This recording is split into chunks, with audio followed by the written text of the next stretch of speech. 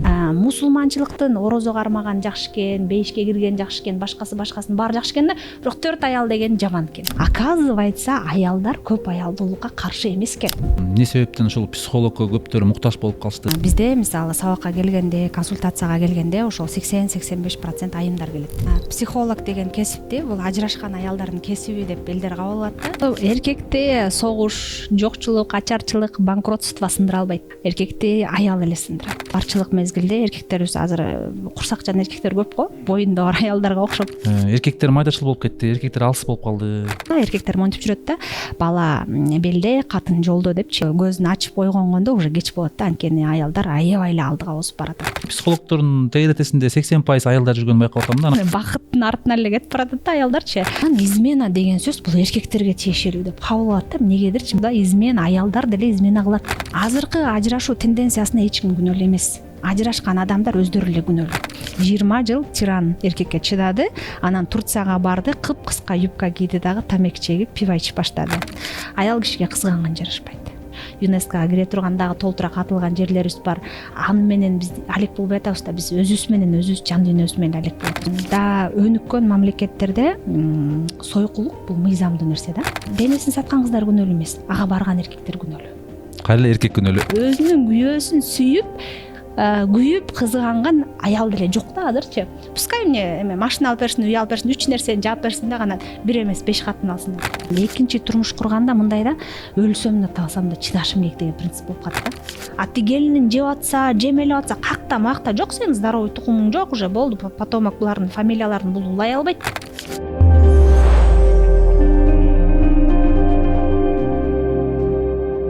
Ассаламу алейкум, ардактуу кыргыз элим, биздин YouTube каналыбыздын көрүүчүлөрү, катталуучуларыбыз. Мен Аскат Айсаракунов. Бүгүн биздин студияда подкастыбызда конокто жаш психолог, активист, саясатчы, белгилүү болуп калган психолог айымдардын бири Чолпон Жээнбекова конокто болмокчу.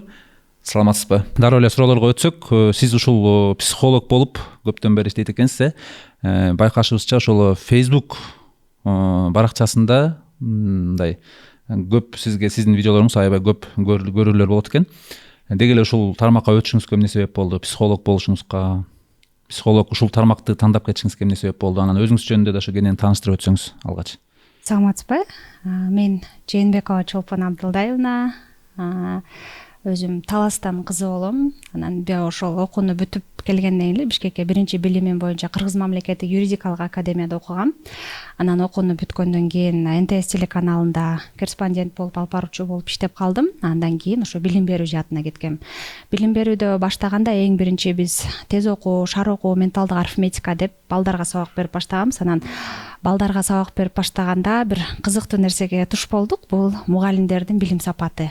Мугалимдердин эмоционалдык абалы, билим сапаты, үй бүлөлүк акыбалы боюнча абдан көп кызыктуу нерселер болду. Анан эң биринчи ошол Жалал Абадта, Аксы, Ала Бука деген райондорго кыдырып сабак берип баштаганда чыныгы картинаны көрүп абдан жүрөгүм ооруду. Бүгүнкү күндө биздин мугалимдерибиз эмоционалдык жактан чарчаган, психологиялык жактан чарчаган, колдоого муктаж, профессионалдык квалификацияларга муктаж. Анан ошонун негизинде мен экинчи билимимди психология жаатынан окуп, диплом алып, азыркы учурда ошо бизде Билгирим деген академия бар, ошол академияны жетектейм.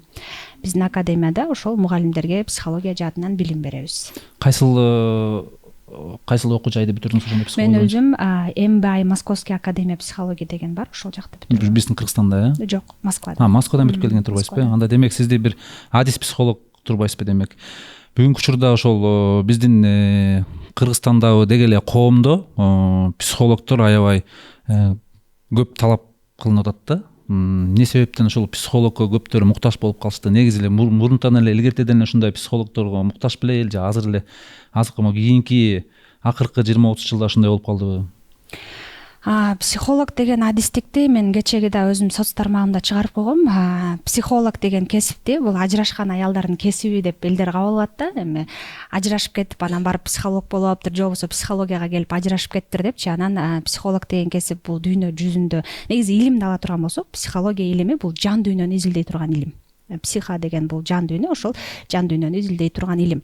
Анан бизде деген бир жерибиз ооруса, биз больницага барабыз да, мисалы тишиң ооруса стоматологко барасың, что-то тишим ооруп чыкты түнү менен деп башыбыз ооруса анда барып текшеребиз, жүрөгүбүз ооруса кардиологко барабыз деген. Анан жан дүйнөбүз ооруса кимге барабыз? Эч кимге барбайбыз да. Арманыбызды жакындарыбызга айтабыз, ашып баратса молдого барып дем салдырабыз, же болбосо көз ачыктарга барабыз да.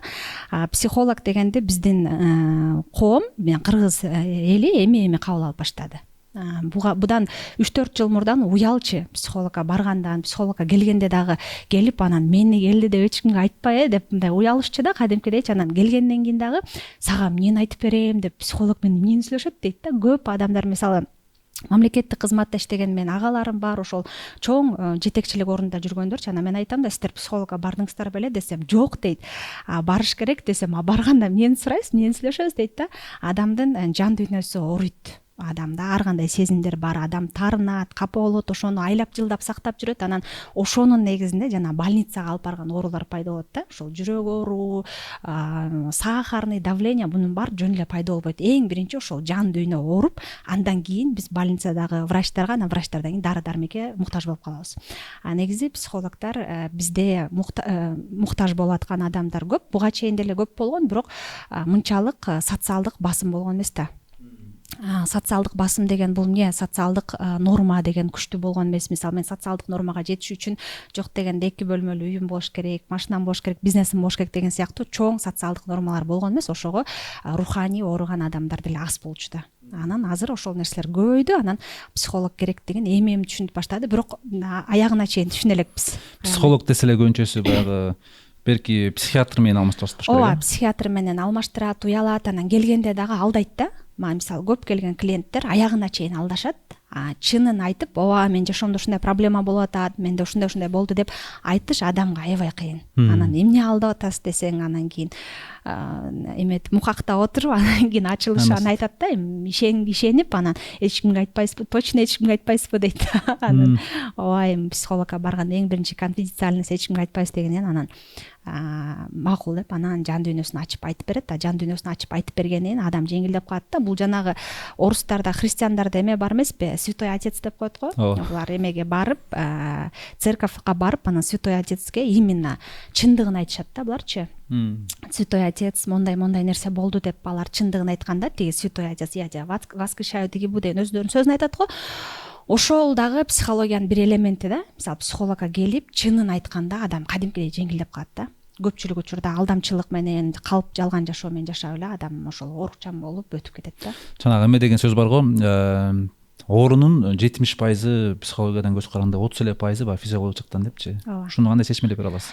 Ойлонуп отуруп эле ооруп калат адамчы. Анан сиз жана башында сурабадыңызбы, эмнеге соц тармакка келип калдыңыз, кантип блогер болуп калдыңыз депчи. Негизи блогермин деп айткандан мурда уялчумун да. Азыр уялбай эле айтып калдым, анткени бизде Кыргызстанда ушул блогер деген кесипти дагы мындай жеңил кабыл алат да, эмнегедирчи. ТикТокто чыгып бийлеген адамдарды блогер деп ойлошот да. Анан мурда бир таанылган адамдар менен таанышканда уялчумун, азыр уялбай эле мен блогермин деп айтам да. Анткени бул дагы дүйнө жүзүндө мындай признанный деп коет го, ошондой кесиптердин бири болуп калды блогер болгончу. Анан мен эмнеге блогер болуп калдым? Буга да өзүнчө бир себептери бар болчу. Ошол Кара Суу районунда, Ош областында жаңы аким келген болчу. Азыр болсо Ош областынын ОКМКсынын жетекчиси болуп калды. Ал Табалдиев Канат Касенович деген киши келип калды, аким болчу. Анан ал киши менен таанышып отурсам айтат, чолпон мен ушул башка бир структурадан аким болуп келип калдым. Анан мага элдин социалдык жашоосу, мугалимдердин жашоосу, балдардын билим сапаты ушунун баары мага кызык. Ошол боюнча мага анализ жүргүзүп бере аласызбы деди. Анан ооба жүргүзүп бере алам деп эле ошол бир айдай, Кара Суу аябай чоң район да, 120 мектеп, 120дан ашык садик бар. Анан ошол жерлерди кыдырып, ательлерге сабак өтүп, мугалимдерге сабак өтүп, анан плюс социалдык эксперимент жүргүзүп, мугалимдердин билим сапаты абдан өкүнүчтүү экенине душар болдум. Анан балдар 10-11 класстын балдары 1 минуттан ичинде норма бар да. Мисалы 1-класстан 4-класска чейин бала 40-50 сөз окуш керек, анан 10-11 класс 120 сөзгө чейин окуш керек деген билим берүү министринин өзүнүн нормасы бар. Анан 10-11 класстын балдары минутасына 20 сөз, 30 сөз окугандарын көрүп аябай зеним кейди, ыйлагым келип, анан өзүм ооруп калдым. Ошо эксперименттен кийин өзүм ооруп калдым. Анан үйдө жатып алып мен онлайнга чыгышым керек экен, онлайн элдерге көбүрөөк жардам беришим керек экен. Анткени балдарыбыз ушунчалык каралбай калды, балдардын билим сапаты аябай начар болуп атат. Бул эртең 15-20 жылдан кийин бизге терс таасирин тийгизет деп, анан үйдө жатып алып ушу онлайнды ойлондум, бирок адамдын ичинде диалог болот да. Менде Инстаграмда 7000 эле подписчигим бар болчу, анан мен өзүм айтып атам да, сенде 50 000 подписчик бар, сен элдин баарды көрөт, комментарий жазат, анан сен базарга барганда картошка сатып алатсың, жана картошка саткан эжелер, бул жана чолпон го, муну интернеттен көргөм деп айтат деп өзүм айтып атам да. Анан кийин ошентип негизи ниет болсо, максат болсо тез эле ишке ашырса болот да. Анан 1 айдын ичинде 50 000 подписчик жасадык. Мен мисалы азыр 140 000ден ашык подписчигим бар, бирок мен 50 000 подписчикке аябай сүйүнгөм да, 140 000ге карагандачы. Эң биринчи айтат го, үй жок адам 3 комната үй сурай албайт, 1 эле комната үй сурайт Кудайдан депчи. Ошондо мен деле көп миллион же 500 000 подписчик сурап турмун, 50 000 деп ошого аябай сүйүнгөм да, 50 000 подписчик болгончу. Ошентип анан онлайнга келип калдым. Баягы өзүм башында өзүм менен диалог кылганда эле көчөдөн элдер таанып, эми сен көрөм интернеттен деп ошондой. Анан жакшы айтканы бар, жаман айтканы бар, бирок ошонун баардыгын көтөрүп, мындай мен ойлойм да, менин катталуучуларым бул мен тарбиячыларым депчи. Хейтерлердин баардыгын мен мындай окубайм, анан кийин аларга жооп бербейм дебейм, жооп бербейм, бирок окуп анан кийин булар да мен тарбиячыларым деп ойлойм да. Мисалы ата апа баласын кээде урушат, кээде жакшы көрөт, ошентип тарбиялагысы келет да. Мен дагы мен хейтерлерим ошентип жакшы жаман жазып тарбиялагысы келет болуш керек. Мен түшүнбөй жатканым, сиз мугалимдерге бооруңуз ооруп, мугалимдердин акыбалына зээниңиз кейип, билим сапатына, анан бирок мугалим болуп кетпей, психолог болуп кеткениңизге таң калып атам да. Мен ошол мугалимдерге психологмун да, мугалимдерге психолог. Менде азыр көбүнчө мугалимдер билим алат. Мугалимдердин ошо балдарга болгон, балдардын мугалимдери болгон мамилесин.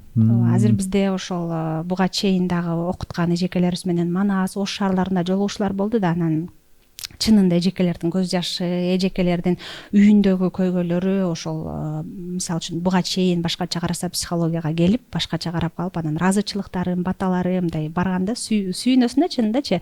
Вот почему я здесь депчи. Бирок сиз азыркы убакта кадимкидей эле толук кандуу психолог болуп иштейсиз, кабыл аласыз, шаарда өзүңүздүн? Бизде азыр кабинетибиз бар, бирок клиенттерди көп кабыл албайм. Мен массовый сабак берем көбүнчө. Сабак берип турасызбы? Тренингдер өтөм, сабак берем. Өзүм ошол мугалимдерге эң чоң окуучум 71 жашта. 71 жашта эжеке бизде окуйт. Мисалы мурда Европада биз окуп калчу эмес белек, жаңылыктарданчы 80 жаштагы аксакал медициналык академияга тапшырыптыр депчи. Бир Кореяда же Японияда деп газеталардан окуп калчу эмес беле. Азыр ошол тенденция Кыргызстанга келди. Азыр 55 жашта, 60-70 жаштагы апалар, агалар, байкелер, аталар уялбай эле окууну баштады.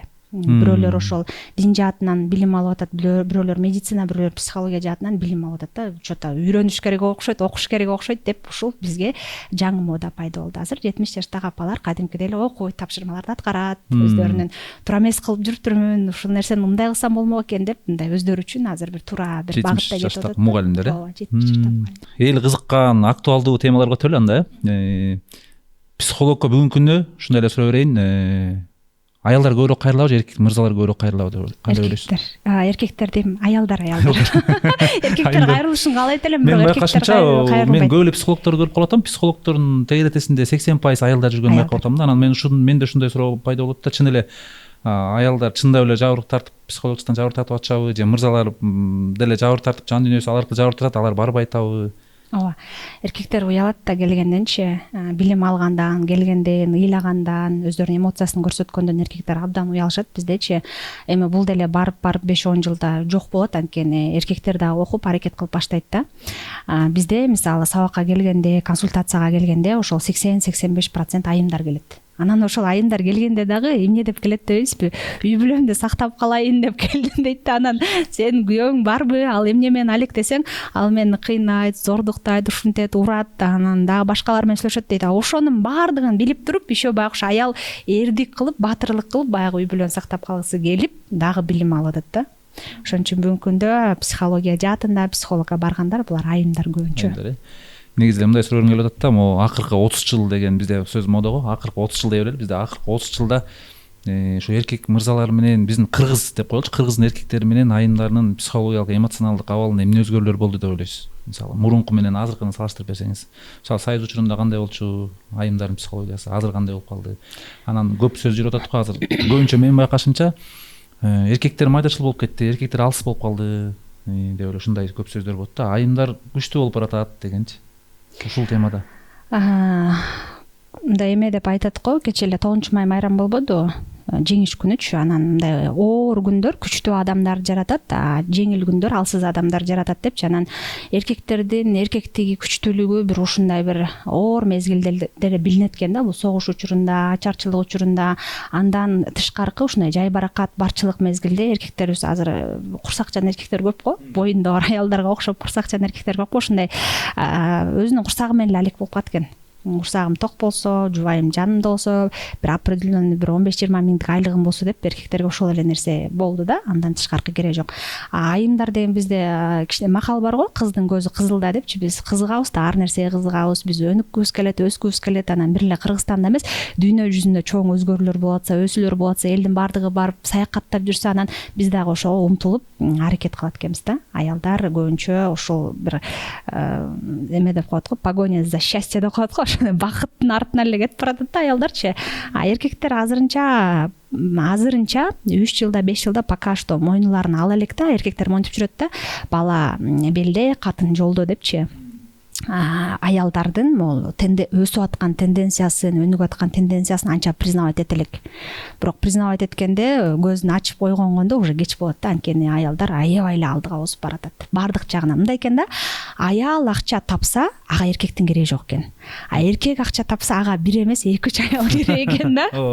Вот в чем проблема. Мисалы, көп бизнесмен эжелер бар, алар уже я замуж не хочу дейт. Зачем мага, мисалы 40 жаштагы бир бизнесмен эжени ала турган болсок, менде бардыгы бар, эркектин эмне кереги бар дейт. Эркектер болсо ошол 40 жашка келип бышып турган кезинде бай болсо, ал ошол 2-3 аял алганга кызыгат экен да. Дагы бир актуалдуу тема азыркы ошол деги эле көбүбүздү эле тынчтандырып жатат. Көп блогерлер дагы азыр айтып чыгып атышат. Баягы акыркы убактарда ажырашуулар аябай көбөйдү депчи. Сиз айтып атпайсызбы, айымдар бакыттын аркасынан күрөшүп атышат депчи. Бирок айымдар бакыттын аркасынан күрөшсө деле эмнегедир бирок ажырашуулар азайган жокпу дейм да. Ажырашуулар абдан көп экен да. Мына статистика боюнча деле мен карап көрдүм. 2024-жылы эле 45 миң үй бүлө катталыптыр. Ошонун жана 13 миң үй бүлө ажырашууга бериптир да, развод бада эле. Ушуну мындай буга ким күнөөлүү деген суроо да. Мисалы ушул коом күнөөлүү болуп атабы, же ошол эле соц тармак күнөөлүү болуп атабы, же балким бийлик да бир кандайдыр бир ушул боюнча иш-чараларды кылса болот беле, ушул маселенин үстүнөн. Баягы ажырашуулар көп болгону негизи эле бизге кандай көйгөй жаратышы мүмкүн, же дүйнө жүзү боюнча ушундай болуп атабы? 45 миң адам баш кошкону бул официалдуу түрдө барып регистрация болушканы да. Ал эми официалдуу эмес, мындан да көп деп ойлойм да. Мен айтат элем, мындан кийин дагы ажырашуу тенденциясы дагы көп статистика күчөйт да. Мындан дагычы, мисалы сиз айтып атпайсызбы, ким күнөөлүү депчи. Ким күнөөлүү дегенде мен бир мисал катары айтып берейин. Последний клиент деген бир кино бар да. Америкада бир аябай кыйын психолог болот. Аябай кымбат $1500 бир саатын алат да. Анан кийин ага болсо бир бала жазылат. Анан жазылгандан кийин болсо келип сизде бир саат эмес, даже 45 минуттук консультацияңыз аябай кымбат экен дейт. Анан ооба дейт. Ал ошол аял жашаган шаарда ал бала консультацияга келе элекке чейин өлүмдөр катталып баштайт да. Боюнда бар аялдарды өлтүрүп, окшош почерк менен өлүмдөр катталат. Анан кийин тиги бала келип туруп айтат да, жанагы аялдардын өлүмү боюнча жаңылыктарды уктуңуз беле дейт. Анан ооба уккам десе, ошолордун баарын мен өлтүргөм дейт да. Анан ошол бала тиги эң кыйын психологдун баласы экен көрсө. Ал эң кыйын психолог 25 жашында төрөп, тиги баланы бир жумалык кылып, башка бир үй бүлөгө привод кылып бакканга берип туруп кетип калыптыр да. Анан ошондо бала айтып атат да, эми апа дейт, сен менин апамсың дейт, сен аябай кыйын психологсуң, китептер жаздың, башка кылдың дейт. Эми менин ушундай болуп адам өлтүрүп маньяк болуп калганыма ким күнөөлүү дейт. Сен мени жоопкерчилиги жок төрөп таштап кеткен сен күнөөлүүсүңбү, же сени боюнда бар кылып койгон мен тааныбаган атам күнөөлүүбү, же болбосо мен ошондо привод деген бул мамлекет карайт да. Мамлекет кандай үй бүлөгө берип атам деп карабай койгон мамлекет күнөөлүүбү, же мени ушундай монстр кылып өстүргөн менин ата энем күнөөлүүбү дейт да. Ошол бала мындай 5-6 тараптан жүрө берет да. Мен ушундай болуп чоңойдум, мына мен азыр 21 жаштамын, мен азыр деген ушундай боюнда бар аялдарды өлтүрүп атам, анткени мен бул балдардын бул жарык дүйнөгө келишин каалабайм дейт. Бул это несправедливая жизнь дейт да, бул жашоочу. Анан эми апа айттыңыз, сиз эң кыйын психолог болдуңуз. Мына 45 минут азыр биздин убактыбыз батып эле бүтүп калат. 45 минутта да $1,5 миң алып атасың, ким күнөөлүү дегенде апасы эч нерсе деп жооп бере албай калат да. Анан мен ушул жерде айтат элем да, биз төрөлгөндөн өлгөнгө чейин бирөөнү күнөөлөгөндү жакшы көрөбүз да. Мисалы үчүн бири бири ажырашып кетсе, эмне болуп ажырашып кеттиң, ким күнөөлүү десе, кайненем күнөөлүү, анан күйөөм күнөөлүү, анан бул күнөөлүү. Жок, бизде бала төрөлгөндөн баштап мына мен сенин апаңмын, мен сени бул жарык дүйнөгө алып келдим, Аллах Тааланын немеси менен, ырайым менен деген сыяктуу. Бирок мындан кийинки сенин ар бир кадамыңа сен өзүң жооптусуң. Сен бул жашоодон жыгылып кетсең, кулап кетсең, банкрот болсоң, ажырашсаң күнөөлүү адамды издебе. Азыркы ажырашуу тенденциясына эч ким күнөөлүү эмес. Ажырашкан адамдар өздөрү эле күнөөлүү. Анан мага эң жакпаганы ушул айтып атпаймынбы жана психологдорду, булар ажырашкан аялдардын кесиби деп атат депчи. Мисалы менин бир окуучум бар. Мен кечээ эле сурап атпаймынбы, психологияга эмнеге келдиңиз десем, айтат да. Биринчи жолу турмушка чыгып ажырашып кеттим дейт. Анан экинчи жолу турмушка чыктым дагы, мен могу сөздөн уялдым дейт. Бул бир жолу ажырашты, анан экинчи турмушунан да ажырашты деген сөздөн уялып, мен баягы кишиге чыдап жашадым дейт. Анан боюмда бар кезде 9 айлык болуп бала иштен чарчап калыптыр дейт. Анан чарчап калгандан кийин сен ден орукчан турбайсыңбы, сен төрөй албай турбайсың деп күйөөм тараптан баягы басым болуп баштады дейт. Анан кет эле кет деп анан кыйнайт дейт. Мен кетпейм дейт. Канча урат, сабайт, көз башым көгал болуп жүрөт, сабайт, урат, бирок мен кетпейм дейт. Анткени баягы биринчи эмеде калып калган да, бул биринчи жолу ажырашты, анан экинчи жолу ажырашты, анан үчүнчү жолу ажырашты деген сөздөн алыс болоюн деп ошо экинчи күйөөмө чыдап жашадым дейт. Анан күйөөм аз келгенс бияктан кайненем урат дейт. Анан менин жана кыз айтып атат да, менин ата энемди булар адам катары көрбөйт дейт. Анан баягысы психологияга келди. Анан мен айтып атам, сиз психологияга келдиңиз, эми билим алгандан кийин эртең ажырашып кетсеңиз эмне болот дедим да. Ошондо психология илим күнөөлүүбү же бул аялга басым көрсөтүп аткан күйөөсү күнөөлүүбү?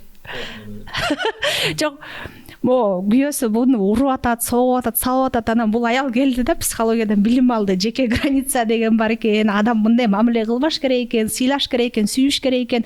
Көрсө адамдар урушпай деле, монтип сүйүшүп деле жашайт турбайбы деген картинаны көрөт да, биз окутабыз да ошонучу.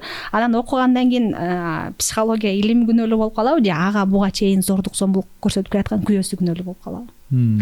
Же ал по-любому эртең бир 6 ай психологиядан билим алгандан кийин ажырашат да. Мен ага айттым, эже сиз ушундай жашоо менен ушул жашоомду сактап калайын деп келип атасыз азырчы, бирок психологиядан кийин билим алгандан кийин сактай албай каласыз. Же күйөөңүз радикально өзгөрүш керек болот, сизди урбай калыш керек болот, кайненеңиз сизге басым жасабай калыш керек болот. Ошондо бул үй бүлө менен сиз бактылуу жашай аласыз. Бирок ал нерсени токтотпосо, сиз акырын аласыз да кетип каласыз. Анткени уже психологиядан илим алгандан кийин ал нерсенин мага кереги жок, адам урган, сабаган, басым көрсөткөн бул нерсенин мага кереги жок деп каласыз да. Ошон үчүн бизде азыр ажырашууда сопровождающий проблемалар көп да. Сопровождающий кошумча проблемалар көп. Мына жанагы күйөөсү уруп аткан аз келгенсип, бияктан кайын журтун сыйлабайт, анан кайненеси кыйнайт, анан кийин карызы бар, башкасы бар деген сыяктуу. Анан ошол жип акырын бир күнү үзүлүп кетет да. Мурда эмнеге андай нерсе жок беле, мурда эмнеге ажырашуулар аз болгон дегенде биз салыштырбашыбыз керек да. Мурунку заман менен азыркы заман салыштырбаш. Ошол эле Советтер Союзунда күйөөсү согушка кетип атса ким менен ажырашмак эле? Мисалы күйөөң сен согушта жүрсөң ким менен ажырашасың? Кайненең менен жашап жүрүп эле бала төрө өтүп кеткенде ар кандай жолду басып өтпөдүкпү биз тарыхыйчы. Анан ошон үчүн мен айтат элем, мурда ушундай эле деп мурданкыга салыштырбаш керек, азыркы менен жашаш керек. Анан жана айтып атпаймынбы, эркектер еще не осознали депчи, эркектер осознавать эткенде анан үй бүлөнү сактап калганга мүмкүнчүлүк болот. Анткени эркек да билим алып атат, аял да билим алып атат, анан экөө мындай жакшы союз түзө алат да. Проработанный деген түшүнүк бар го, мындай современныйча, ошол эркек да проработанный, аял да проработанный болуп калганда уже үй бүлөдө түшүнүү, гармония пайда болот. Анан бизде момундай да, балам бактылуу болсо мен бактылуу болом деген нерсе бар. Балам үчүн жашап атам, балам бактылуу болсо, бала ата эне бактылуу болсо ал эч качан бактылуу боло албайт да. Ата эне калп эле даже баланын көзүнчө күлүп бир бактылуу ата эненин образын калп эле ойносо, анда бала билет да, сезет. Чынында бала бактылуу болсо, ата эне бактылуу болсо, бала ошондо бактылуу болот. Демек сиздин айтканыңызга азыр угуп отуруп, демек жанагы ошол эркектердин бүгүнкү күндө аялдарга болгон мыкаачылык көргөзүп атат деп бир жакында эле аябай бир коомдо резонанс болду го. Ушул нерсе демек туура экен да. Демек азыр көп мырзалар, көп үй бүлөлөрдө эркектер жанагы сиз айткандай басым көргөзүшүп, мыкаачылык кылышып, урушуп, сабашып деген өтө көп. Азыркы аялдар демек жабыркап атышат ушул нерсе менен.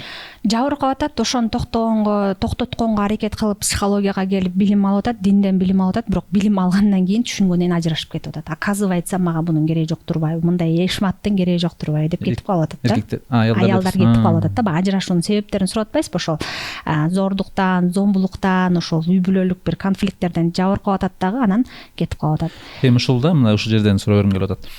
Мырзалар деле ошондо көбүнчө мырзалар деле күнөөлөп атпайсызбы? Ошо мырзалар деле күнөөлөгөнүбүз туурабы? Балким ошо мырзалардын ошентип атканына бир кандайдыр себептер барбы? Айымдардын азыр негизи эле баягы ыйман жагынан кандай болуп атышат? Анан мындай бир карасаң, мырзалардын мисалы үчүн азыр жума намаз, баягы динге көп бизде кыргыздын жигиттери көбүнчө азыр баягы сайыз убагына караганда баягы көчөдө көп баягы арак ичип отургандар азайды. Көбүнчө баягы алкоголдон баш тартып калышты. Мечиттерде баягы жума намаздарда карап турсаң эркектер батпайт, түнү кетип баратсаң клубтарда кыздар мас болуп жүргөндөрдү көрөсүң. Анан кээде ушундай ой жаралат. Балким кыздардын ыйманы кетип баратабы, айымдардын ыйманы кетип бараткан үчүн дагы баягы эркектер эми жалгыз эле эркекти күнөөлөй берген туурабы дейм да. Жок, биз эркектерди күнөөлөгөн жокпуз, аялдарды деле күнөөлөгөн жокпуз, эркектерди деле күнөөлөгөн жокпуз. Бул жерде мен айткым келгени, эркектер эртерээк ойгонуп, тагдырын колуна алыш керек, жоопкерчилик алыш керек. Ошол мисалы 100 окуучунун ичинен 85 аял эмес, 85 эркек болуш керек. Что со мной не так? Мен эмнеге аялымды уруп атам, мен эмнеге ушуну кылып атам деп өзүнө өзү суроо берип, анализ кылып, эртерээк өзүнүн жашоосун оңдоого аракет кылыш керек. Анан ыйман боюнча, мисалы аялдарды айтып атпайбы, бизде ыймандан кетти дегендер булар ажырашкандан кийин, мисалы үчүн 15-20 жыл жашады. Мен бир тааныш эжем бар, 20 жыл тиран эркекке чыдады, анан Турцияга барды, кыпкыска юбка кийди дагы тамеки чегип, пиво ичип баштады. Ал ошол жанагы көргөнү курусун деп коет эмеспи? Ошол бир камакта жашагандай жашап туруп, анан бир чыкканда алар уже эчтеке көңүл бурбагат. Мисалы бизде Бишкек шаарында деле тамеки чегип, көчөдө жүргөн кыздарыбыз, эжелерибиз көп да. Алар эмнеден? Алар ошол тотальный басымдын негизинде да. Басым көрө берген, балким атасы тарабынан, балким иниси тарабынан же күйөөсү тарабынан баса берген, анан бир күнү эркиндикке чыкканда алар эркиндикти ушундай деп көрүшөт да. Эркин үйдө эркиндикте өскөн аял киши андай ыймандан кетип туура эмес жолго түшпөйт. Ошон үчүн кыз кишини ханышадай кылып тарбиялаш керек эркектер биринчиси, экинчиси өздөрүнүн үстүнөн иштеш керек. Өздөрүнүн үстүнөн иштеп билим албаса кыйын болот. Ошо жанагы ичкилик, айымдардын ичкилик ичкени боюнча да бир сүйлөп туруш да, жакшы. Ошол жөнүндө айтып бербейсизби? Негизи эле ошо айымдардын бүгүнкү күндөгү ошол улуусу болобу, кичиси болобу, негизи ичкилик ичкенине кандай карайсыз? Эми мисалы үчүн азыр бизде мындай аябай деле тыюу жок да. Биз демократиялуу мамлекетте жашайбыз. Каалаган адам каалаган динди тута алат, дин тутпай деле койсо болот. Мен эч кандай ошондой бар. Анан кийин бул ичимдикке мен психологияда мындай да, нормально, ненормально деген нерсе жок да. Вот это нормально, вот это ненормально деген нерсе жок. Биз баардыгын кабыл алабыз. Мисалы мага ЛГБТ мүчөлөр келет, мен геймин, мен лесбиянкамын деп келет, мен коррупционермин деп келет. Ошолордун баардыгын биз кабыл алып, анан туура багытка берген аракет кылабыз да. Анан алар келсе, сен гей турбайсыңбы деп аны мындай ажырдайт этип карай албайбыз да. Ошон үчүн сиз айткандай ичимдик, ичкилик деле бул биз үчүн мындай нормалдуу эле караган бир нерсебиз да. Анан женская алкоголизм неизлечим деп айтат. Негизичи аял кишинин ошол аракка берилип кеткендиги бул бир топ убакытка чейин дарылануу кыйын. Эркектердики жеңил эле. Ошо аялдар эмнеге азартный болсо, ошол кандайдыр бир кумар оюндарына азартный болсо же сүйүүгө деле берилип кетсечи, аялдардын башы айланып калат да. Ичкиликте бардык жакта ошол аялдардыгы бир туура эмес жолго кирип кеткенден чыгышы кыйын. Анан башта айткандай эле мен буга туура эмес деп айтпайм, но аялдардын эрки күчтүү. Эгерде мисалы адам жөн эле ичпейт да. Эркек болуп, аял болуп, ал жөн эле ичпейт. Могу досум ичип атат, мен деле кошулуп ичип коеюнчу деп за компанию ичкендер аз болуш керек азыр. Ошол ичимдиктин артында ичинде бир күйүт бар, ичинде бир арман бар. Анан ошонун негизинде ичип, ошону ошол ичкилик менен баскысы келет да. Хотя бы убактылуу, временно болсо дагы баскысы келет. Азыр ошондо баягы адамдар көбүнчө биздин кандай десем, азыркы коомдо жашоонун бир 50-60% эле соц тармак менен өткөрүп калышпадыбы? Аял деле эркек деле көп сүйлөшпөй да калышты үйдө. Аял өзүнчө телефондо турат, күйөөсү өзүнчө телефондо турат. Ошонун аркасы менен жана азыр ар кандай мотиваторлор көбөйдү. тигиндей болушум керек, мындай болушум керек деп айымдар ар кайсысы психологдон ар кандай мотивация алып атып, айымдардын башы айланып калып аткан жокпу? Анан ошонун айынан да могу эгоист болуп кеткен азыр мырзалар да көбөйдү деп атышат, айымдар да көбөйдү деп атат да. Мисалы жана сиз айткандай эле мага үйлөнгөн эмне кереги бар, үйлөнбөйм, өзүмчө эле жашайм деген эркектер да көбөйдү. Анан мага күйөөгө тийиштин эмне кажети бар, жөн эле жалгыз эле жашайм деп жалгыз жашагысы келген айымдар да мырзалар да көбөйдү дейт да. Биз эми бул проблеманы бир эле Кыргызстанга, Бишкекке же Ошко же Таласка тиешелүү деп албашыбыз керек. Бул дүйнө жүзүндө болуп аткан тенденция да. Бул технология, заманбап, Instagram, Facebook деген бул дүйнө жүзүн басып алды да. Ошол эле проблема Казакстанда, Өзбекстанда бардык жакта бар да. Анан адамдар жанагы мотиваторлорду көрүп атат деп мен ал мотиваторлордун эч бир жаман жагын айта албайм да. Анткени алар эртең менен эрте тур, анан ушундай кыл деген сыяктуу жакшы нерселерди эле айтат. Бул жерде адамдын өзүнөн көз каранды да. Өтө эле акылдуу болуп кетип атабызбы да. Ошо өтө акылдуу болуп кеткенин айынан ушу жанагындай бир көзгө көрүнбөгөн руханий нерселер артта калып кетип атабы деп атам да. Бул адамдын өзүнүн тандоосунан экен да. Мисалы мен абдан көп тармакта блог алып барганга аракет кылам да. Мен бир күн экологияны чыгарам, экология өлүп атат, токой чарба өлүп атат. Бир күнү малдарды чыгарам, арашан койлор укмуш сонун экен, анан кийин козулар төрөлүп эле температура болуп өлүп калыптыр, бизде ветврачтар жетишпей атат деген толтура маселени чыгарам. Бирок мен 2 катын боюнча чыгарып койсом, ошонун популярдуу да. Адамдар ошону көрүп, ошого комментарий жазып, бул адамдын өзүнүн тандоосунан да. Адам бизде элдер жакшы нерсени көргүсү келбейт, маданий нерсени көргүсү келбейт, пайдалуу нерсени көргүсү келбейт. Алар ошол негативдүү, жаман нерсени көргүсү келет. Мисалы мен айтпадымбы башында НТС телеканалында иштегем деп, анан мен жана жаңы журналист болуп барган үчүн мага бантик деген нерсени берип койчу да. Ушул жерде бир китепкана ачылыптыр, ушул жерде бир жакшы бир театр болот экен деген сыяктуу позитивдүү нерселерди бар тартып берчүмүн. Анан 1000 адам көрчү, 2000 адам көрчү, 3-4 адам комментарий жазчу. Анан бир күн эле могул эме жакта сон центр обслуживания населения бар, сон жакта 16 жаштагы бала бир апа менен кызды өлтүрүп коюптур да. 52 жаштагы апаны 32 жаштагы кызы менен чогуу ичип отурган жеринен өлтүрүп коюптур. Анан барып сен тартып кел деди. Ошо барып тартып келип чыгаргандан кийин 140 000 адам көрдү да. 140 000 адам көрүп, 1000ден ашык комментарий келди. Анан ошондо бул жерден кандай анализ чыгарсак болот? Ошол мотиваторлорду көрүп ээрчип аткан адамдын өзүнүн күнөөсү. Ошону көрүп стимул көрүп аткан адамдын өзүнүн күнөөсү. Мисалы ошолор мотиваторлор деле алар алдаган жок, алар ачык эле көрсөтүп атат. Мен күйөөгө тийдим, ажыраштым, дагы күйөөгө тийдим, дагы ажыраштым деп. Анан ошону ал мындай бир стимул көрүп, ошону бир мындай кумир тутуп атса, значит ал аялдын өзүнүн күнөөсү да.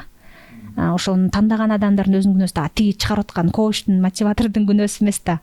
Ал вроде бы алдаган жок, ал чын эле айтып атат. Ошону көрүп, мотивация алып кумир туткан ал менче элдин өзүнүн. Просто көрүп аткандай кичине фильтрлеп коюш керек дейсизби? Баарын көрбөйбү? Өзү чечим чыгарыш керек го дейм. Instagram, Facebook ал эмес, адамдын мээси деле ушундай да. Мисалы мен эмнени көрсөм, кечкер строительствону көрсөм, мага строительствону чыгарып берет. Мен эгерде жана гүлдөрдү көрсөм, мага кечкер гүл чыгарып берет. Анан мээ дагы ошондой да. Мисалы мен мээде 3-4 эле ой бар. Дежурный ойлорчу. Ал ошол 3-4 ойлор адамдын мээсинде айлап жылдап жашайт. Мисалы психологко келгенде сүйлөшүп отуруп анан таарыныч дейм. Азы психология деп коет. Психологиянын эң биринчи алфавити А деген тамгасы бул таарыныч да. Таарыныч менен иштейбиз. Анан ошол таарынычты айтканда ыйлап баштайт да. Ошол ыйлап баштаганда ушул окуя сизден канча убакыт мурун болду эле дегенде бир 15 жыл мурун болгон, 20 жыл мурун болгон дейт да. 20 жыл мурун болгон окуя жанагы аялдын, эркектин мээсинде жашап атат да, сценарий. Биз мисалы эртең менден кечке чейин өзүбүздүн иштерибизди кылабыз го, мээ дагы өзүнүн ишин кылат да. Мээде ошол 3-4 эле айланган сценарий ойлор бар. Ошол ойлорду тазалап, прошивка кылып жок кылыш керек, анан жакшы ойлонуш керек. Бүгүнкү заманбап эркектер, мисалы үчүн, заманбап эркектер, зумер поколениясынын эркектери менен мурунку ошол миллениал мырзалардын психологиялык жактан кандай өзгөрүүлөр болуп жатат? Азыркы учурда кандай өзгөрүүлөр болду деп ойлойсуз? Биздин социалдык системаны талкалашып атат. Социалдык система деген кандай? Мисалы, адам мектепке барыш керек, анан университетке барыш керек, анан кийин бир жерге стажер болуп кириш керек, секретарь болуш керек, анан акырын карьерный лестница менен өсүш керек дегенде, булар университетке барып эле анан бир жетекчи болуп кетип атат. Резко элечи, мисалы үчүн азыр 25 жаштагы адам какой-то бир эменин вице-президенти болуптур, какой-то бир компанияга ушундай болуптур деген сыяктуу булардын мындай эмеси жок да. Булар эрте жашап, эрте ийгиликке жетип, эрте бир нерселерди кылам. Же болбосо кээ бирлер азыр такыр эле баардыгын жыйыштырып туруп айылга барып мал жайып атат. То есть определенный бизде бир социальный программа бар, сценарий деп коебузбу, ошо социальный сценарийден булар чыгып кетишкен. мага бул социальный сценариңер кереги жок, мен ушундай бир жашоо менен жашайм деп. И мен ушул жашоодон мен өзүм тандаган нерседен уялбайм, бул менин тандоом. Ага эч ким таасир эте албайт. Уже атасы дагы сөксө, апасы дагы сөксө, сабаса деле ага баары ал ошол тандаган бир принцип менен кете берет. Сиз жана башында өзүңүз жөнүндө айтып кетпедиңизби, бирок мындай өзүңүз жөнүндө кененирээк айтсаңыз да, үй бүлөңүз жөнүндө негизи эле сиздин өзүңүздүн өмүрлүк жубайыңыз барбы, жолдошуңуз барбы, балдарыңыз барбы, канча жаштасыз? Анан баягы сиз эми жаш эле болуп туруп эле анан ушул жалаң өзүңүз айткандай 70 жаштагы апаларга дагы ушул психологик жактан жардам көрсөтсөңүз бул мындай моралдык жактан туура деп эсептейсизби дегендейчи. Баягы жап-жаш болуп туруп эле сиз баягы 50-60 жаштагы уже көп тажрыйбалуу айымдардай болуп акыл үйрөтүп атасыз да. Жана куудулдар айткандай. Мен ошол негизи чоң ата, чоң апалар деле көп көрөт. Мындай байкелерим айтып калат, менин апам көрөт экен, атам көрөт экен сени деп айтып калышат. Анан мен Ош областынын мурдагы губернатору Элчебек Нуржадиевич деген мыкты мамлекеттик кызматкер байкебиз бар. Анан ошо менен сүйлөшүп отурсам айтат, Чолпон сен канча кызың бар дейт. Анан канча балаң бар дейт. Анан бир кызым бар десем, эмне 10 баланы төрөп койгондой сүйлөйсүң дейт да. Ошондо сиз дагы ушул суроону берип атасыз. Айтат го эме деп өздөрү ажырашып кеткен, анан күйөөгө челек айымдарга тиги акыл үйрөтүшөт дегендейчи. Кантип жашашты үйрөтүп атышат деп казактын куудул айткандай. Мен 1998-жылы төрөлгөм. Быйыл биз 11 классты бүткөнүбүзгө 10 жыл болуп атат. Анан мен дагы бир турмушту көргөм. Бирок экинчи жолу турмушка чыккам. Ош тарапка азыр жолдошум бар. Анан мен аны афишировать этип реклама кылып көрсөткүм келбейт. Себеп дегенде ошол үй бүлөлүк бир баалуулуктарды кармангым келет. Анан бактылуу жашоо көрсөткүм келбейт. Анткени мага көп эжелер келет ыйлапчы, анан алар көргөндө ичтери тыз дейт да. Күйөөңдү көрсөтүп атсаң, анан мен дагы бир принципим бар, онлайнда мен жеген тамагымды көрсөтпөйм да. Ошол тамак менен үй бүлөмдү көрсөткүм келбейт. Анан бир кызыбыз бар, кызыбыз уже 1-класс мектепке барат. Ошол. Анан өзүм кошумча саясатка кызыгам. Кичинекей кезимден эле мен саясатка келип калганым 2017-жылы Кыргызстан тарыхында аябай чоң шайлоо болгон. Президенттик шайлоо. Ошол Өмүрбек Токтогул Жогорку Кеңешке койгом талапкерлик. 2017-жылы, мындан канча жыл болуп, 9 жыл мурун болуп калабы? Ошо 9 жыл мурда биз 1-курс студент болчубуз. Анан президентский шайлоо болду. Алмазбек Шаршенович Сооронбай Шариповичти чыгарды, өзүнүн досун. Анан Бабанов Өмүрбек Токтогулович дагы чыкпады. Ошо эки адам тирешкенде бизде юридикалык академияда келип эле, биз айылдан келгенбиз да барыбыз. Жана мен староста болчумун. 120 окуучуга староста болчумун. Сен Чолпон окуучулардын бардыгын форма 2 менен каттап туруп 5000 сомдон акча беребиз, Сооронбайга шайлап койгула деди. Анан мен эң алдында отурат болчумун дайымачы, ар бир лекциядан мен жок, мен Сооронбайга шайлабайм, мен биринчи жолу шайлоого барып атам, мен Бабановго шайлайм деп атпаймынбы десем эле ызычуу башталып, бизде бир чыпы чыкты. Бабановго эмес, Сооронбайга эмес, Бабановго шайлайм деп отчисление кылабыз деп аябай бир чоң ызычуу болгон. Анан ошондо эң биринчи шайлоого барып, анан шайлоого, саясатка кызыгып калгам. Ошол саясатка кызыгам, спортко кызыгам, анан кийин психология менен келатам. Саясат демекчи, саясат боюнча дагы аябай активдүү катышып, негизи ошол бул кийинки шайлоого да балким анда кандидатура талапкерлигиңизди коеюн деген оюңуз бар окшойт, Ооба, буюрса сөзсүз түрдө коем. Мен азыр сиздерге келатканда бир видео тартайын деп анан койчу, мен подкастка баратам го, ошол жерден айтып коеюнчу дедим. Эмнени айткым келип атат? Азыр эмне болуп атат да? Сегинчи чакырылыштын депутаттары шайланып келди. Анан карасаңыздар, бир 10 күн, бир жума өтпөй эле улам бир депутат мандатын тапшырып коюп атат да. Улам бир депутат. Анан депутат деле унчукпайт, эл деле унчукпайт. Анан карасаң, жана депутатка 15 000, 20 000, 9 000 адам шайлаган да. Анан бүгүн дагы бир 20-чы округтан жаш бала мандатын алып коюшуптур. Анан карасам 9 000 голос алып турду. Анан 9 000 эл шайлаган адам мындай эмнеге кетип калды? Аны эмеге ЦИКтин председателине кайрылып тамашалап коеюн дегем. Ушу депутаттар деле унчукпаса, эл деле унчукпаса, бардыгы эле мандаттарын тапшырып, анан эң аягында калгандар, булар азыр мыйзам боюнча эме да, биринчи адам кетсе, андан кийинки адам келет да мандаткачы. Андан кийинкилерин эс эң артындагыларды, эң аз голос алгандарын алып келип койбойсуңарбы? Ошолор чын эле эл үчүн иштейт депчи. Анткени алар аз голос алган, алардын артында коррупциялык схема жок, таанышы жок, акчасы деле жок. Анан чынында да эл үчүн иштей тургандар эң артында турат да. Списоктачы мен дагы эң артында турам. Анан ошо ЦИКке бир кайрылып коеюн дегем. Чута депутаттар унчукпай эле кете берет экен, мандатын тапшырып, анан артындагы адамдар деле унчукпайт экен. Эми Бул эмнени көрсөтүп атат? Бул ошол 9 миң, 10 миң, 15 миң адам дегендер добуштарын сатып берген адамдар да. Аларга баары бир ошон үчүн берки кандидаты деле добушту сатып алган. Анын артында кандайдыр бир иш болгон үчүн тапшырып аткан чыгар мандатынчы, бирок ал мандатын тапшырып коюп атат, унчукпай эле, анан эл деле унчукпай калып атпайбы? Чынында мисалы мен Кара Суу районунан 7-округтан 571 голос алгам, бирок мен 1 сом тараткан эмесмин. Мен ошол 571 голос менен мен сыймыктанам. Анан ошол 571 адам деле эртең мен депутат болуп калып анан мандатын тапшырсам мага айтат да, чолпон, эмнеге тапшырып атасың? Биз сага ишенип шайлабадык беле, сен ушундай нерселер кылам дебедиң беле деп мындай бир спрос болот да. Суроонучу, бул жерде 9 миң, 10 миң адам, жанагы Инстаграмда билесиз да, фейковый деп коет го. Ушундай фейковый эле адамдардай болуп калды да, булардыкычы гиф ойнотуп эле адам топтоп атат эмеспи? Подписчик көбөйтүп алган эле, булар ошо акча төлөп эле өздөрүнө добуш сатып алганы мына билинип атпайбы? Ушундай. Саясат демекчи, анан саясатта позицияңыз кандай болуп атат? Азыркы саясатка кандай кемчиликтерди айта аласыз? Азыр менин билишимче ушул жанагы Бакиевдин заводу боюнча дагы бир актуалдуу болуп атат окшойт, Ошол боюнча бир кеп козгоп койбойсузбу? Сиздин позицияңыз кандай болуп атат? Кандай деп ойлойсуз? Саясатта мен жаш саясатчымын деп изилдеп, анан тарыхты окуп, өткөндөн мындай карап келем да, анализ кылып, анан өзүм дагы дайыма ошо күндөлүгүм бар, ошол жака жазып, өзүм үчүн анализ жүргүзүп келем, тарыхты жазып келем. Мындай тарыхчылар кылат, бирок мен өзүм үчүн тарыхты жазып келем. Анан бүгүнкү саясатты эми жакшы, жаман деп баа бербеймин. Болгону мындай кандай болсо ошол по факту анализ кылып атпайлыбы?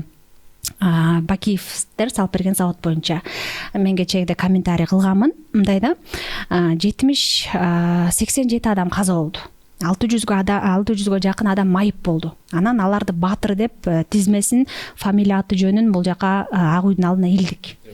Революцияда Ак үйдүн алдына илинди, баатыр деп ата бейитке коюлду. Андан кийин аларга компенсация төлөнүп берилди, бирок жыл өткөн сайын, ай өткөн сайын ал унутулуп калат экен. Ошо 7 миллион кыргыздын 70-и деле же 7-өбүз деле башыбыз биригип алып, ошо апрель окуясында каза болгон батырларга деп Куран окубайбыз да. Чынын айткандачы, алардан кабар албайбыз. Үйүнө барып, мисалы 2 нан, 1 литр май алып барып бербейбиз да. Биз кабар албайбыз деле. Анан монтип кечээде президентибиз барып, ачык айкын, эми президент аны жашырып деле койсо болмок. Ушундай завод ачылыптыр деп аны СМИге чыгарбай койсо деле биз билбей деле калмакпыз да. Анан барып президентибиз ушундай ачык айкын айтып, ушундай ат аталса куту сүйүнөт деп коет го, атын атап мына Курманбек Салиш ушундай кылып атат. Убагында ушунча адам каза болуп калган, ошон үчүн мындай кылып завод салып берип атат, үлүш кылып бөлүп бериптир. Бунун кирешеси ошол каза болгон, майып болгон адамдардын чөнтөгүнө түшөт деп айтып атат. Анан бул жерде мен эч жаман нерсени көргөн жокмун. Мисалы биз Бакиевди кечирбейбиз деп атат, ооба кечирбейбиз. Бирок кечирбегенде пайда барбы бизге? Пайда жок. Анан дагы бизге алып кеткен акчалардын баарын кайтарып берсин деп атат. Эми бизде андай мүмкүнчүлүк жок болгондон кийин жөн эле айды күндү сурагандын эмеси жок го дейм. Мындай нету смысла да, мааниси жок да. Ошон үчүн рас маанилүү нерсе, завод 2 гектар жерге салынды, бала бакчасы, жатаканасы менен ал завод эртең дүйнөлүк деңгээлге чыксын. Ал заводдон жакшы чоң заказдар алынып, Москваны, Кытайды, Өзбекстан, коңшу мамлекеттерди тейлеп, ошол жерде майып болгон жарандарыбыз 7 апрелден кийин каза болгондордун артына жакшы капитал болуп калсын. Мындай биз жакшы жагынан карап, батабызды берип, мындай жакшы тилек кылып коюшубуз керек да. Ошон үчүн мен бул Курманбек Салиш салган заводду жакшы эле көрдүм. Керек болсо рахмат деп айтат элем да. Анткени аны кылбай койсо деле эмне кылат элек? Эчтеке кыла албай атпайбы битакчы. Беларустун бийлиги аны бизге бербей атат, бияка алып келип соттойн десек же ташбаранга алайын десекчи, ал салып берип аткандан кийин демек бул похвальный, мактоого татыктуу деп айтат элем. Анан ошол эле Аскар Акаев, Майрам апчебиз менен кошо келип бир завод салып берсе жаманбы таласка, челлендж кылып койсун, урдагандардын баардыгы ачык айкын бир завод салып берсин. Алмазбек Шаршенович убагында Алмазбек Шаршенович канча акча жеди, анын кол алдындагылар канча акча жеди, алар чүйгө салып беришсин, Сооронбай Шариповичти эмеге ошко салып берсин дегендей да. Биз болгон нерсени ыраазычылык менен ала бериш керек. Аларды жаман сөзү менен, тилибиз менен жамандай бергенде биз жеңилип эле калдык да. Жеңилип. Анан Курманбек Салиштин ошол адам өлтүргөнү, бийликти бергиси келбегенин дагы мен түшүнүп атам да. Анткени аракка мас болгон, баңгизатка мас болгон бул башка нерсе да, соолугуп каласың. Бийликке мас болгондо соолуга албайсың. Бийликке мас болгондо адам аны бергиси келбейт да. Бербеш үчүн баардык күч аракетин жумшайт. депутаттыкка барам деп аткансындай максатыңыз эмне болот ошондо? Чындап элдин көйгөйүн чечүү же ошол эле жаңы мугалимдерге ушундай бир сотус көйгөйлөрдү чечиш үчүн барайын деп атасыз да, элге кызмат кылайын деп, ооба, элибизге, жерибизге кызмат кылуу, мугалимдердин айлыгын көтөргөн менен маселе чечилбейт да. Мугалимдердин айлыгы көтөрүлдү, бирок руханий жагын дагы көтөрүшүбүз керек мугалимдердин. Рухун дагы көтөрүшүбүз керек, духун дагы көтөрүшүбүз керек мугалимдерчи. Мисалы мындай да, мен Кыргызстанда көп мектептерди кыдыргам да. Анан мектептерге барганда мугалимдердин настроениясы жок. Анан мисалы бир адам бир нерсе сатса, бут кийим сатса, ал бут кийимдин жаңы модельдерин алып келип турат да. Улам жаңы модаларын алып келип, мына могул бут кийим модалап тур деп, ал витринасын жаңылап турат. А бизде мугалимдер алар билимин сатат. Алар ошол билиминде мезиндеги витринасын алар жаңылап туруш керек. Ал нерсе бизде мындай туура эмес кабыл болот да. Мугалимдер аябай корона менен жүрөт да, мен баарын билем депчи, анан барып сабак өтөйүн десек, мен ыйлаган күндөрүм болгон. Аксыга жаңы барганда эжекелер келип туруп, ушу жаш кыз бизге сабак береби деп, анан мен ыйлап көзүмөн жаш агып атат, бирок сабак өтүп атам да. Ошондой күндөр болгон. Анан бүгүнкү күндө мугалимдер ошол руханий колдоого муктаж, билимге муктаж. Ошол ичиндеги жан дүйнөдө көйгөй чечип алгандан кийин анан илимий чоң ачылыштарга түшөбүз бизчи. Азыр бизде илимий ачылыш жасай албай атабыз да. Ошол эле математикадан, ошол эле физикадан, географиядан бир жакшы дүйнөлүк деңгээлге чыга албай атпайбызбы? Хотя биздин Кыргызстан Тянь-Шань деп эң тарыхый жерлердин бири. Биз Кыргызстандын ичинде эле изилдесек укмуш популярдуу болобуз да дүйнө жүзүнөчү. ЮНЕСКОга кире турган дагы толтура катылган жерлерибиз бар. Аны менен биз алек болбой атабыз да. Биз өзүбүз менен өзүбүз жан дүйнөбүз менен алек болуп атабыз. Ошодон чыкпай атабыз да. Менин максатым ошол нерседен чыгып кетсе, мугалим класска жылмайып келсе, балдардын уже кабыл алуусу бөлөкчө болот. Мугалим класска настроениясы жок келсе, балдар уже коркот да. Жаты болуп калат. Анан корккондон кийин ал эмнени айтып атканын деле түшүнбөйт. Ошон үчүн мен эң биринчи максатым, саясатка барсам деле, барбасам деле, биринчи мезгилде мугалимдерге сонун билим берсек, анан экинчисинде мугалимдер дүйнө жүзүн кыдыртсак. Дүйнөнү көргөн эжекелер, алар такыр бөлөк билим бермек. Бир айылдан, көк сайдан, ак сайдан чыкпаган эжеке географияны окутуп атса, же болбосо дагы бир башка сабакты окутуп атса, бул эффектиси башкача да. Ошон үчүн мен каалайт элем, дүйнөнү кыдырганга аз көп деле акчанын кереги жок. Мисалы үчүн азыр турлар бар. $800, $900. $800 деген эмне? Бул бир жылдык сен $100 өзүңүн чөнтөгүңө бекитип салып отурсаң, мисалы зарплатадан эжекелердин айлыгы кымбат көбөйдү го. $100 5000 сомдон топтоп турса деле алар чет өлкөгө кыдырганга мүмкүнчүлүгү бар. Просто бизде ал азыр мода эмес да. Мугалимдер аны нереально деп эсептейт. Мода болуп эле калды окшойт азыр. Эсептешет, акырын да, акырын, бирок массовый эмес. Массовый уже мода болгондо эжекелер азыр эми барган Ташкентке барат. Ташкентке барып атышат, Турцияга барып атышат. Алматыга барат, Ташкентке барат. Бирок могул океан ар жагына да барышын каалайм да. Мугалимдерге аябай жан тартат экенсиз да. Жанагы ошол көп мен байкашымча мугалимдердин көбү азыркы ошол жанагы айтып атканбыз зумерлер, андан азыркы окуп аткан окуучулар эмне поколение керет, ошолордун такыр баягы психологиялык жагы мурунку балдарга салыштырмалуу азыркы окуучулар такыр башкача дешет го. Жанагынтип кичине урушуп койсо эле камерага тарта калып, чот четке чыгара калып, анан мугалимдер жанагындай тепки жеп калган учурлар да көп болду го. Ушуга сиздин ой көз карашыңыз кандай? Мисалы деги эле мугалим балдарды анча мынча тентек кылган балдарды уруп койсо болобу деген. Биздин убакта мисалы уруп сабап койсо деле унчукчу маселе го. Бул жердечи мугалим урат же урбайт деген мугалимдин авторитетинен зависит этет экен. Мисалы үчүн бир мектепте бир эжеке айтат, мен балдарды урам дейт. Ачык эле айтып атты, мен балдарды урам. Атасы дагы, чоң атасы дагы эч ким эчтеке дей албайт дейт. Потому что ал эжеке өзүнө уверенный, авторитети бар, эмгеги сиңген кыйын эжеке да. Кээ бир эжекелер бар, чынында жакшы билим бере албайт. Анан балдар урса, ата-энеси келип аны кошо уруп, конфликт чыгып кетет да. Ошон үчүн мен айтат элем, берде эми окуучуну уруш керекпи дегенде, уруш керек десем мен мыйзамга каршы айткан болуп калам. Урбаш керек десем, дагы туура эмес болуп калат. Ошондой ситуацияга карап тарбиялай берет, билим бере берет. Эң негизгиси мугалимдер мынтип айтат да, биз билим беребиз, тарбия бербейбиз депчи. Ошол жерден жаңылат да, мугалимдер билим бербейт, алар тарбия беришет. Мектептен балдар тарбия алышат. Эми базовый окуганды, таблица умножения деген сыяктуу бир нерсени үйрөнөт, бирок эң негизги тарбияны бала мектептен алат. Ал каяктан, кантип мектептен алат десеңиз, классташтарынан алат, социум. Жанындагы мисалы үчүн ошол 3 тамеки чеккен бала кошулса, 4-чү бала ал тамеки чегет да. Демек ал ошо мектептен тарбия алып атат да, билим алган жок да ал. 45 мүнөттүн ичинде ал билим албайт, мектептен тарбия алат. Ошон үчүн мугалимдер булар бизден билимди алып атат, плюс тарбия дагы алып атат деп ошол экөөнүн бир жоопкерчилиги алып туруп, ошого айкалыштырып подход кылса жакшыраак болмок да. А бизде мугалимдер тарбияны ата энеси берип алсын, биз билим берип атпайлыбы деп эле ошо тарбияны түртө берет да. А эң чоң ачак билим бул мектептен берилет. И тарбия дагы мектептен берилет. Азыр бир жаңы мыйзам долбоор каралаптыр да. Мисалы ошол турмуш курардан мурда, көбү терден мурда айымдар менен мырзалардын ден соолугу милдеттүү түрдө кароодон өтүп, анан экөөнүн тең ден соолугу таза болсо, анан баш кошконго укугу бар депчи. Ушул мыйзамды колдойт бересиз? Абдан туура нерсе.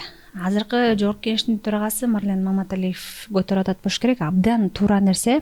Үй бүлө институтун биз даярдашыбыз керек, бекемдешибиз керек. Анан могу анализ тапшыруу, медициналык кароодон өтүү деген бул дүйнөлүк практикада бар. Көп эле өнүккөн мамлекеттер өтөт. Өтпөсө деле ошол алдын ала даярданып алышат да. Кел сенин ден соолугуң кандай деп сурап алат да, ала кылалычы. Бул туптуура эле нерсе. Анан бизде Эгер ден соолугу начар чыгып калса, бирөөсүнүн сүйүп турса дагы баш тартып калабы ошондо?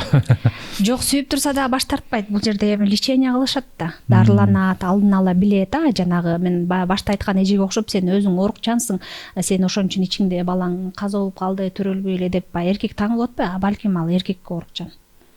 Ошого бул жерде алдын ала күнөөлөбөш үчүн, таң болбош үчүн мындай бир жакшы нерсе да. Анан мен дагы бир нерсени айтайын. Бул менин ичимде катылып жүргөн ой болчу. Аны бирок биздин коом тепки менен кабыл алышат.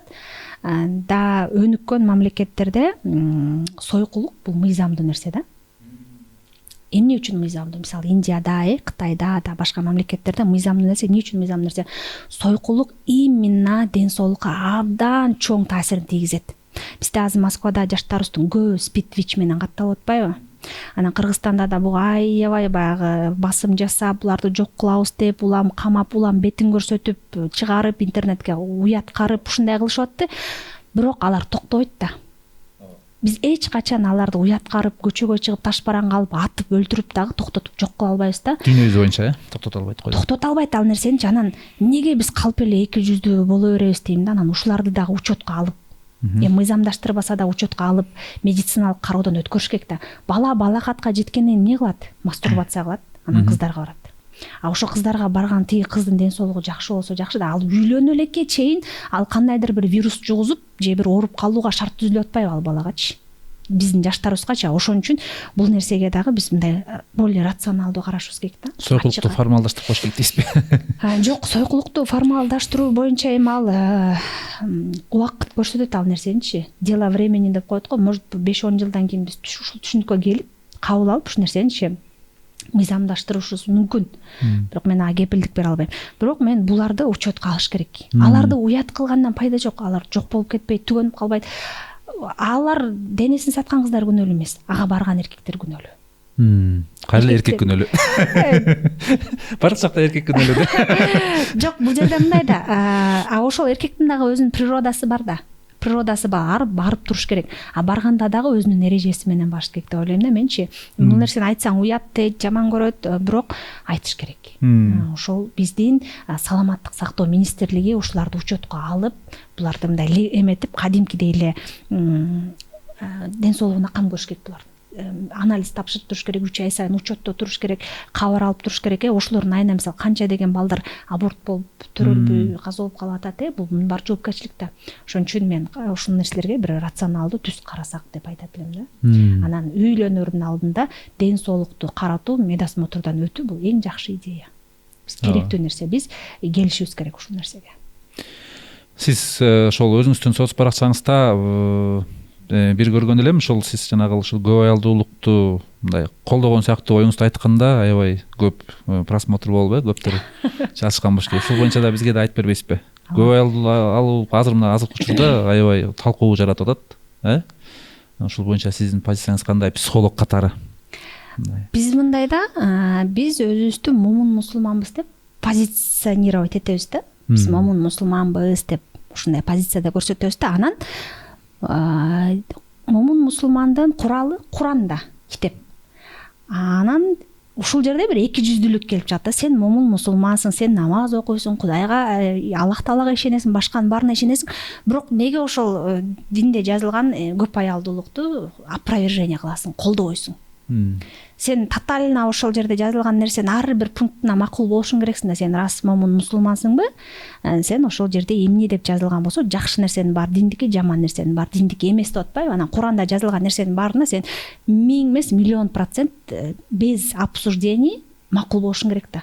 Анткени сен мусулманмын деп атасың, А бизде деген мусулманчылыктын орозо кармаган жакшы экен, бейишке кирген жакшы экен, башкасын баары жакшы экен да, бирок 4 аял деген жаман экен. Ошону кабыл албайбыз дейт да. Ушул боюнча спор бар. Анан мен салт деп айтып койсом, чычалайт да. Эми салт деген бул адам өлгөндө да кыргыз салт менен көмөт да.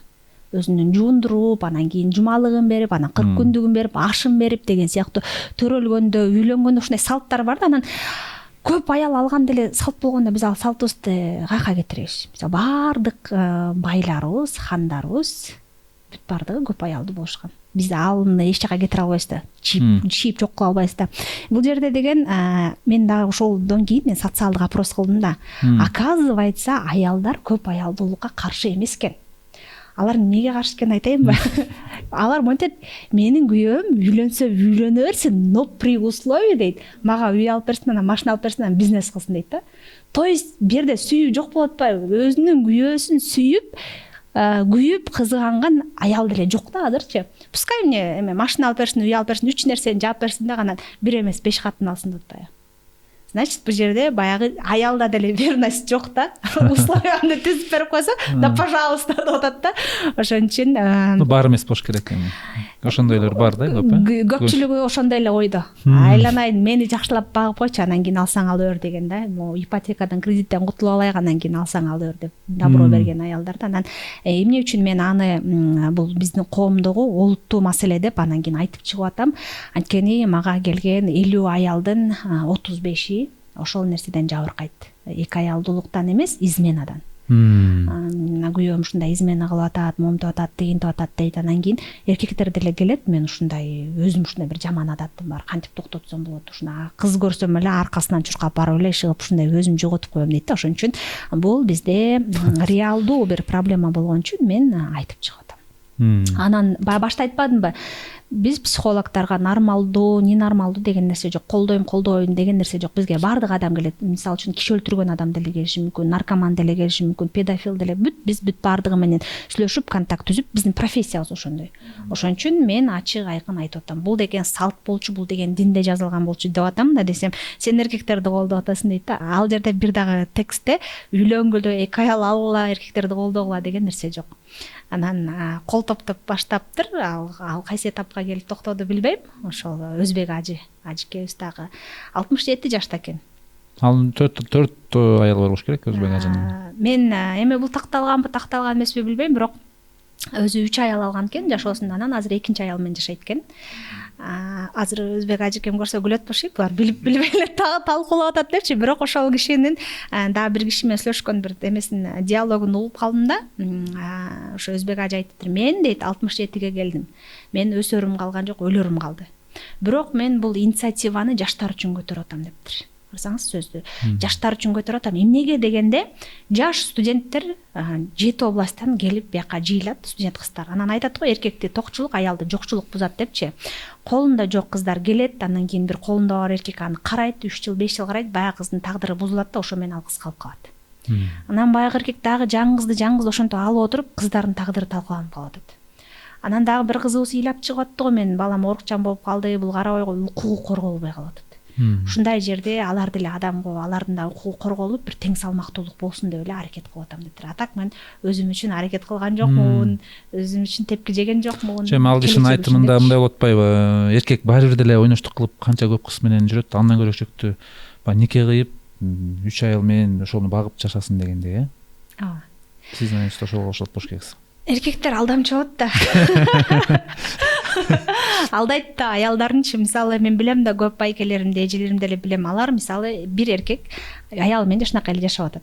Анан ортодон бир кыз пайда болуп калды. Аны тиги биринчи аял билип калды да, тиги эркек айтат да, жаным, мен бир жолу катачылык кетирдим, бирок өлүп кетейин, экинчи мындай кетирбейм дейт дагы. Биякта тиги кыздан баштап 10 жолу кызды алмаштырса дагы бул аялы билбей турганчалык деңгээлди коюп коет да. Шырманы илип коет, столбаны же болбосо бир эмени бетонду куюп коет да биякачы. Биякта байкуш биринчи аялы деген сезим бар да биздечи. айтылбаса дагы сезе турган сезим бар. Бул сезет, бирок доказательство жок да. Күйөөсү болсо 10 жолу 15 жолу ойношторун алмаштырып коюшу мүмкүн, бирок доказательство жок. Анан бул оорукчан болуп чыгат да биринчи аялчы. Причинасы жок, билбейт эмнеге ооруп атканчы. Жөн эле бул оорукчан болуп чыгат.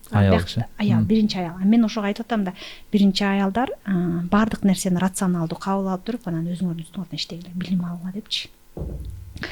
Эркектер ооба бир жолу кармалып калышы мүмкүн, эки жолу кармалып калышы мүмкүн, үчүнчү, төртүнчү жолу жизнь кармалбайт да, уже профессионально иштеп баштайт да, аялына кармалбаш үчүн. Демек, ошентип жүргөнгө караганда, эгер дагы бирөө пайда болуп калса, ачык эле билген жакшы да, алданып жүргөндөн. Сиз мындай ушул жерден психолог катары кеңешиңизди айтып коюңуз да. Мисалы, айымдарга айтыңыз балким. Момундай болгула, күйөөңөр экинчи аял алам деп атса, уруксат бергиле, же бербегиле. Жок, эми бергиле, бербегиле деп айта албайм. Ал деген адамдын динде негизи тагдыр деген бар. Эгерде эркектин тагдырына 2 аял, 3 аял жазылган болсо, ал аны алат. Баары бир, Ооба, тагдыр деген биз тагдырдан качып кутула албайбыз да. Анан мен алгыла деп койсом эле алып, анан албагыла десем албай калбайт да. Берке Чубак ажы айткан сөзү бар го. Эми экинчи аял алдым, анан биринчи аялым оорукчан болуп өтүп кетсе эмне болот десе, ал өзүнүн проблемасы деп айтат го. Ал оорукчан болуп кетсе, ал өзү оорукчан болуп кетет. Ал кабыл алып жашынакай жашай берсе болот, бирок ооруп страдайт этип жашаса да болот да. Анын тандоосу да. Ошон үчүн кандай эме болсо дагы силерде тандоо бар да. Эми чымчыктын дагы үй бүлөсү бузулбасын дейт. Бирок эгерде силер сезип атсаңар, сезинип атсаңар, күйөөңөр токтолбой эле улам эле аргы менен жүрүп силерге оору жугузуп атса, же дагы бир нерсе болуп атса, анда ошол чындыкты кабыл алып эле чындык менен жашаган жакшыраак да. Анан бизде мамлекеттик деңгээлде улуттук мындай эме жок. Улуттук баалуулук именно ушу многоженство боюнча башка улуттарда бул как улуттук баалуулукка кирип калган. Биз көп аял алышыбыз керек, анан көбөйүшүбүз керек депчи. Мисалы Өзбекстан ошентип көбөйүп кетпеди атты, 38 миллион. Анан Тажикстан, анан Кыргызстанда жашаган өзбектер, мисалы биз 1 миллион 2 миллионго жетип автономный область сурашыбыз керек деп. Буларда неписанный закону бар да. Булар кадимкидей алып, аны проблема көрбөй, наоборот көбөйүп, бир эркектин 19-тан 20 баласы бар да. И ошол 19-20 баласы бар эркек ал түнү күн уктабай иштейт, мээнет кылат, мээнеткеч болот, жүрөт, ошолордун үстүнөн жоопкерчиликтүү болот да. А биз ал нерсени кабыл алгыбыз келбей атат. Анан өмүрдүн жарымысы ошол ойнош менен, экинчи аял менен кармашуу менен өтүп кетип атат да. Көп эжелер ошону айынан оорукчан болуп калып атат, женский жагы менен оорукчан болуп атат, ошо көп онкологиялык жактан ооруп калып атат да. Оно того не стоит. Ал алга андай татыктуу эмес. Ошон үчүн чындыкка более трезво карап эле, по-взрослому карап, да, эркектин эмеси требует, пускай Кыргызстан саны көбөйөрсүн деген сыяктуу бир позитивдүү жактан карап койсо болот да. Башка чет өлкөлүк жарандарга тийгенче деппи, Кыргызга тийип. Албетте чет өлкөлүк жарандарга тийген кыздарды, Кытайларга, башка көп булуттарга тийип кетип атышат.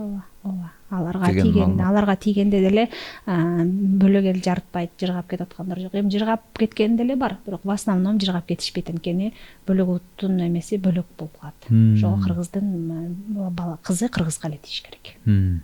Негизи эле могу эркектердин эмоционалдык абалын мындай сындырган, өтө күчтүү сындырган бул эмне деп ойлойсуз? Могу аял тарабынан болобу же деги элечи коомдо? Анан аялдар түшүнбөгөн, сизге эркектер да келет да туурабы? Эркектер да келет, аялдар да келет. Негизи аялдар көбүнчө эркектин эмнесин түшүнүшпөйт. Түшүнбөгөн нерселери болобу? Сиз ошондой кеңеш бере аласызбы? Айылга силер мону түшүнбөй атасыңар, эркектер момундай деп бир айтсаңыз дейм да. Эркекте эмне сындырат? Эркекте анан ошол эле суроону кайра тескерисинче да бергим келет да. Балким эркектерди айымдар эмнекени түшүнбөйт. Ажырашуунун көп болгонуна каршы экөөбүз мындай күрөшкөндөй болду деп атам да. Сабак кылчы. Абдан жакшы суроо болду. Эркекте согуш, жокчулук, ачарчылык, банкротство сындыра албайт. Эркекти аял эле сындырат. Ошол эле Султан Сулейманды Хюрем сындырып койгон. Андан дагы башка көп тарыхый нерселер бар. Бир эле нерсени айтайын, өткөндө мен бир байке менен сүйлөштүм да, анан ошол айтат. Чолпон дейт, мен аялымдын айынан үйгө бир туугандарым келбей калды, апам келбей калды дейт да. Мына эми туура жакка келип атабыз. Анан мен өзүм дагы, мен мурда душа компания болчумун дейт да. Душа компания дегенде мен үйгө коноктосконду жакшы көрчүмүн, ушинтип аябай дастурконум сонун болуп жайылчу. Анан биринчи аялы каза болуп калганбы, ажырашып кеткен ушундай экен, бул экинчи аял экен да. Анан экинчи турмуш курганда мындай да, өлсөм да талсам да чыдашым керек деген принцип болуп калат да. Эми кайра ажырашты деген сөзгө калмак белек, кой, эми өздөрү деле 50ден ашып калган эмелер экен. Анан аялым ушунчалык мени сыйлабайт дейт. Анан мен азыр мисалы мурдагыдай күлбөй калдым, семирип кеттим, денеме деле карабай калдым, эчтекеге. Азыр уже мен 50-52 жаштамын, бирок жашоонун мааниси мага жок дейт. Мурдагыдай каткырбайм, мурдагыдай куда тосконо барсак, бир жерге барсак кызмат деле кылбайм да. Бир нерсени кеч түшүнүп, ушинтип эле жүрүп калдым дейт да. Ошон үчүн аял киши эле эркекти сындырат, башка эч нерсе сындыра албайт. Аял киши эмне кылыш керек? Аял киши ошол жанагы косяктарынын негизинде эле эркекти алдамчы кылып алат. Алдамчы кылбай, ошол кетирген катачылыктардын, кемчиликтердин баардыгын билип, толук кандуу кабыл алыш керек. Сүйүү деген ошол да, толук кандуу кабыл алуу. Сүйүүнүн көзү көр деп коет го. Эч кандай бир эмеси жок. Эмне деп коет? Нормалары жок, бир мындай болуш керек, бою 180 болуш керек, анан веси мындай болуш керек, чачы көзү мындай болуш керек деген нормасы жок. Ошол күйөөсүнө ырас дейдиби, кабыл алыш керек да. Түшүнүш керек, тотальный доверие, ишеним болуш керек. Мисалы бир жерде отурса деле чалып берет го, каякта жүрөсүң, эмне кылып атасың деп, ал кайра чалып бергени менен ал наоборот аны түртүп атат ошол нерсегечи. Эртерээк кел үйгө, анан минтте берет го, ал наоборот түртө берет. Мисалы могу эмени ачпа десе, жаш бала барып ачкысы келет да, бунун ичинде эмне бар экен депчи, анан аял киши да кел десе жок деп, тиги обратная связь бар да. Бул физикада деле, психологияда деле бар, тартылуу, түртүлүү күчү, ал кайра түртүлө берет аркагачы, наоборот измена кылгысы келе берет, алдагысы келе берет, ушундай болот. Ошон үчүн анын артынан түшпөй, проверять этпей, телефондорун текшербей, ишеним менен мамиле кылса, эркек деле адам да. Адамда акыл бар, ал түшүнөт, ал баалайт. Баягы аялын баалайт. Ошол бизде айланып ат казыгын табат дейсизби? Айланып ат казыгын табат, бирок ушунчалык сый урмат артат да. Действительно түшүнгөн аялды эркек башкача сыйлайт. Түшүнбөгөн аял менен айла жок жашайт да, мойнунан байлан ит ууга жарабайт деп коет го, айла жок жашайт, анан ал дагы билинип турат да, искусственный экенинчи. Айла жок, эмне кылайын, эми балдарым апасында чыдайын деген сыяктуучу. Чынында түшүнүп, күйөөңүздөрдү кабыл алсаңыздар, ал баардык нерсени кылат. Бизде проблема эмне? Күйөөсүн түшүнбөйт, конфликт кылат, урушат, анан кийин күйөөсүнүн милдеттерин баардыгын аял алып алат да.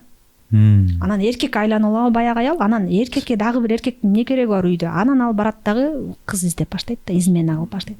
Ошон үчүн аял, мисалы үчүн мен дайыма айтам да, вот кыш келди, көмүр түшүрүш керек. Аны үйдө биринчи аял ойлойт да. Эшмат эртең 2 күндөн кийин кар жайт экен, давай көмүр түшүр депчи. Мен айтам, сен бир жума үшү, Эшмат экөөңөр үшүгүлө, анан экинчи жумада Эшматтын өзүнүн мээсине жетет да, ал өзү көмүр алып келет. То есть ошондой мелочной майда нерселер бар, бирок ушулардын баарын эркекке ташташ керек, бериш керек да. Анан эркек өзүн эркек сезип туруп өзүнүн милдеттерин кылат. Бизде деген апаларыбыз, эжелерибиз баарын алып алган да мойнуна. Эшмат эчтеке кылбайт. Жана мен айтып атканда акылдуу болуп кетишкен деген. Өтө акылдуу болуп кетти. Айымдар өтө акылдуу болуп кетти. Баардык жоопкерчиликти аялдар албаш керек, бериш керек эркектерге, назик болуш керек, өздөрүн сүйүп, бир жакшы жашоо менен жашаса, ал эркек деле карайт да, эми аялым чөтө жашынака болуп калыптыр, назик болуп калыптыр деп, ал менен сүйлөшкөндө дагы бир өзгөчө бир мамиле пайда болот. Ошо мен жана ушул сөзүңүздөн улам бир суроо берейин деп атканбыз. Жарымын жооп берип койдуңуз да, ошо азыркы ошо заманбап аялдар эркектерин айтат экен азырчы. Азыркы заманбап аялдар аябай эле талаптары өтө күчтүү депчи. Жанагы макырга эле мисалы үчүн машина сурап, же айфон сурап деген сыяктуу. Мындайча айтканда байлыкты биринчи орунга коюп калсы депчи. Анан ушул жерден да ошо сиз айымдарга да ошо бир өзүңүздүн кеңешиңизди бересизби деген ойда. Бул мындай да, махырга деген, калын деген нерсе бар да. Ал негизи суратпай эле, айттырбай эле бериле турган нерсе. Эркек киши бул жашоо тагдырда ар нерсе болуп кетиши мүмкүн. Эркек киши авария болуп өлүп калышы мүмкүн, инвалид болуп калышы мүмкүн, Кудай анын бетин наргысын. Бирок в любом случае ал алган аялын материалдык жактан, аны сенден акчаны жакшы көрө турбайсың, сен акча дей бере турбайсыңбы дебестен, акча жагынан аны 100% камсыз кылыш керек. Эркек милдети анан анын балдарын, ошондо балдарын, кыздарын, аялын акча жактан, материалдык жактан толук кандуу камсыз кылса, жанагы Өзбек ажы айткандай, жаш кыздарыбыз бияка келгенде жетишпеген жашоонун айынан өзүнүн чоң байкелер менен сүйлөшпөйт. Бул аябай взаимосвязан да, негизи семейный проблема, бир эле проблема деп ойлойбуз, бирок ал чоң глобалдуу проблемага таасирин тийгизет да. Ошол эркек өзүнүн аялын 100% сонун кылып камсыз кылса, башкасын кылып берсе, ал аял өзүнүн балдарын эле чачыратып берет да. Анын балдары в достатке жашаса, уже мажбур болуп барып башка бир байкелер менен сүйлөшүп акча үчүн жүрбөйт.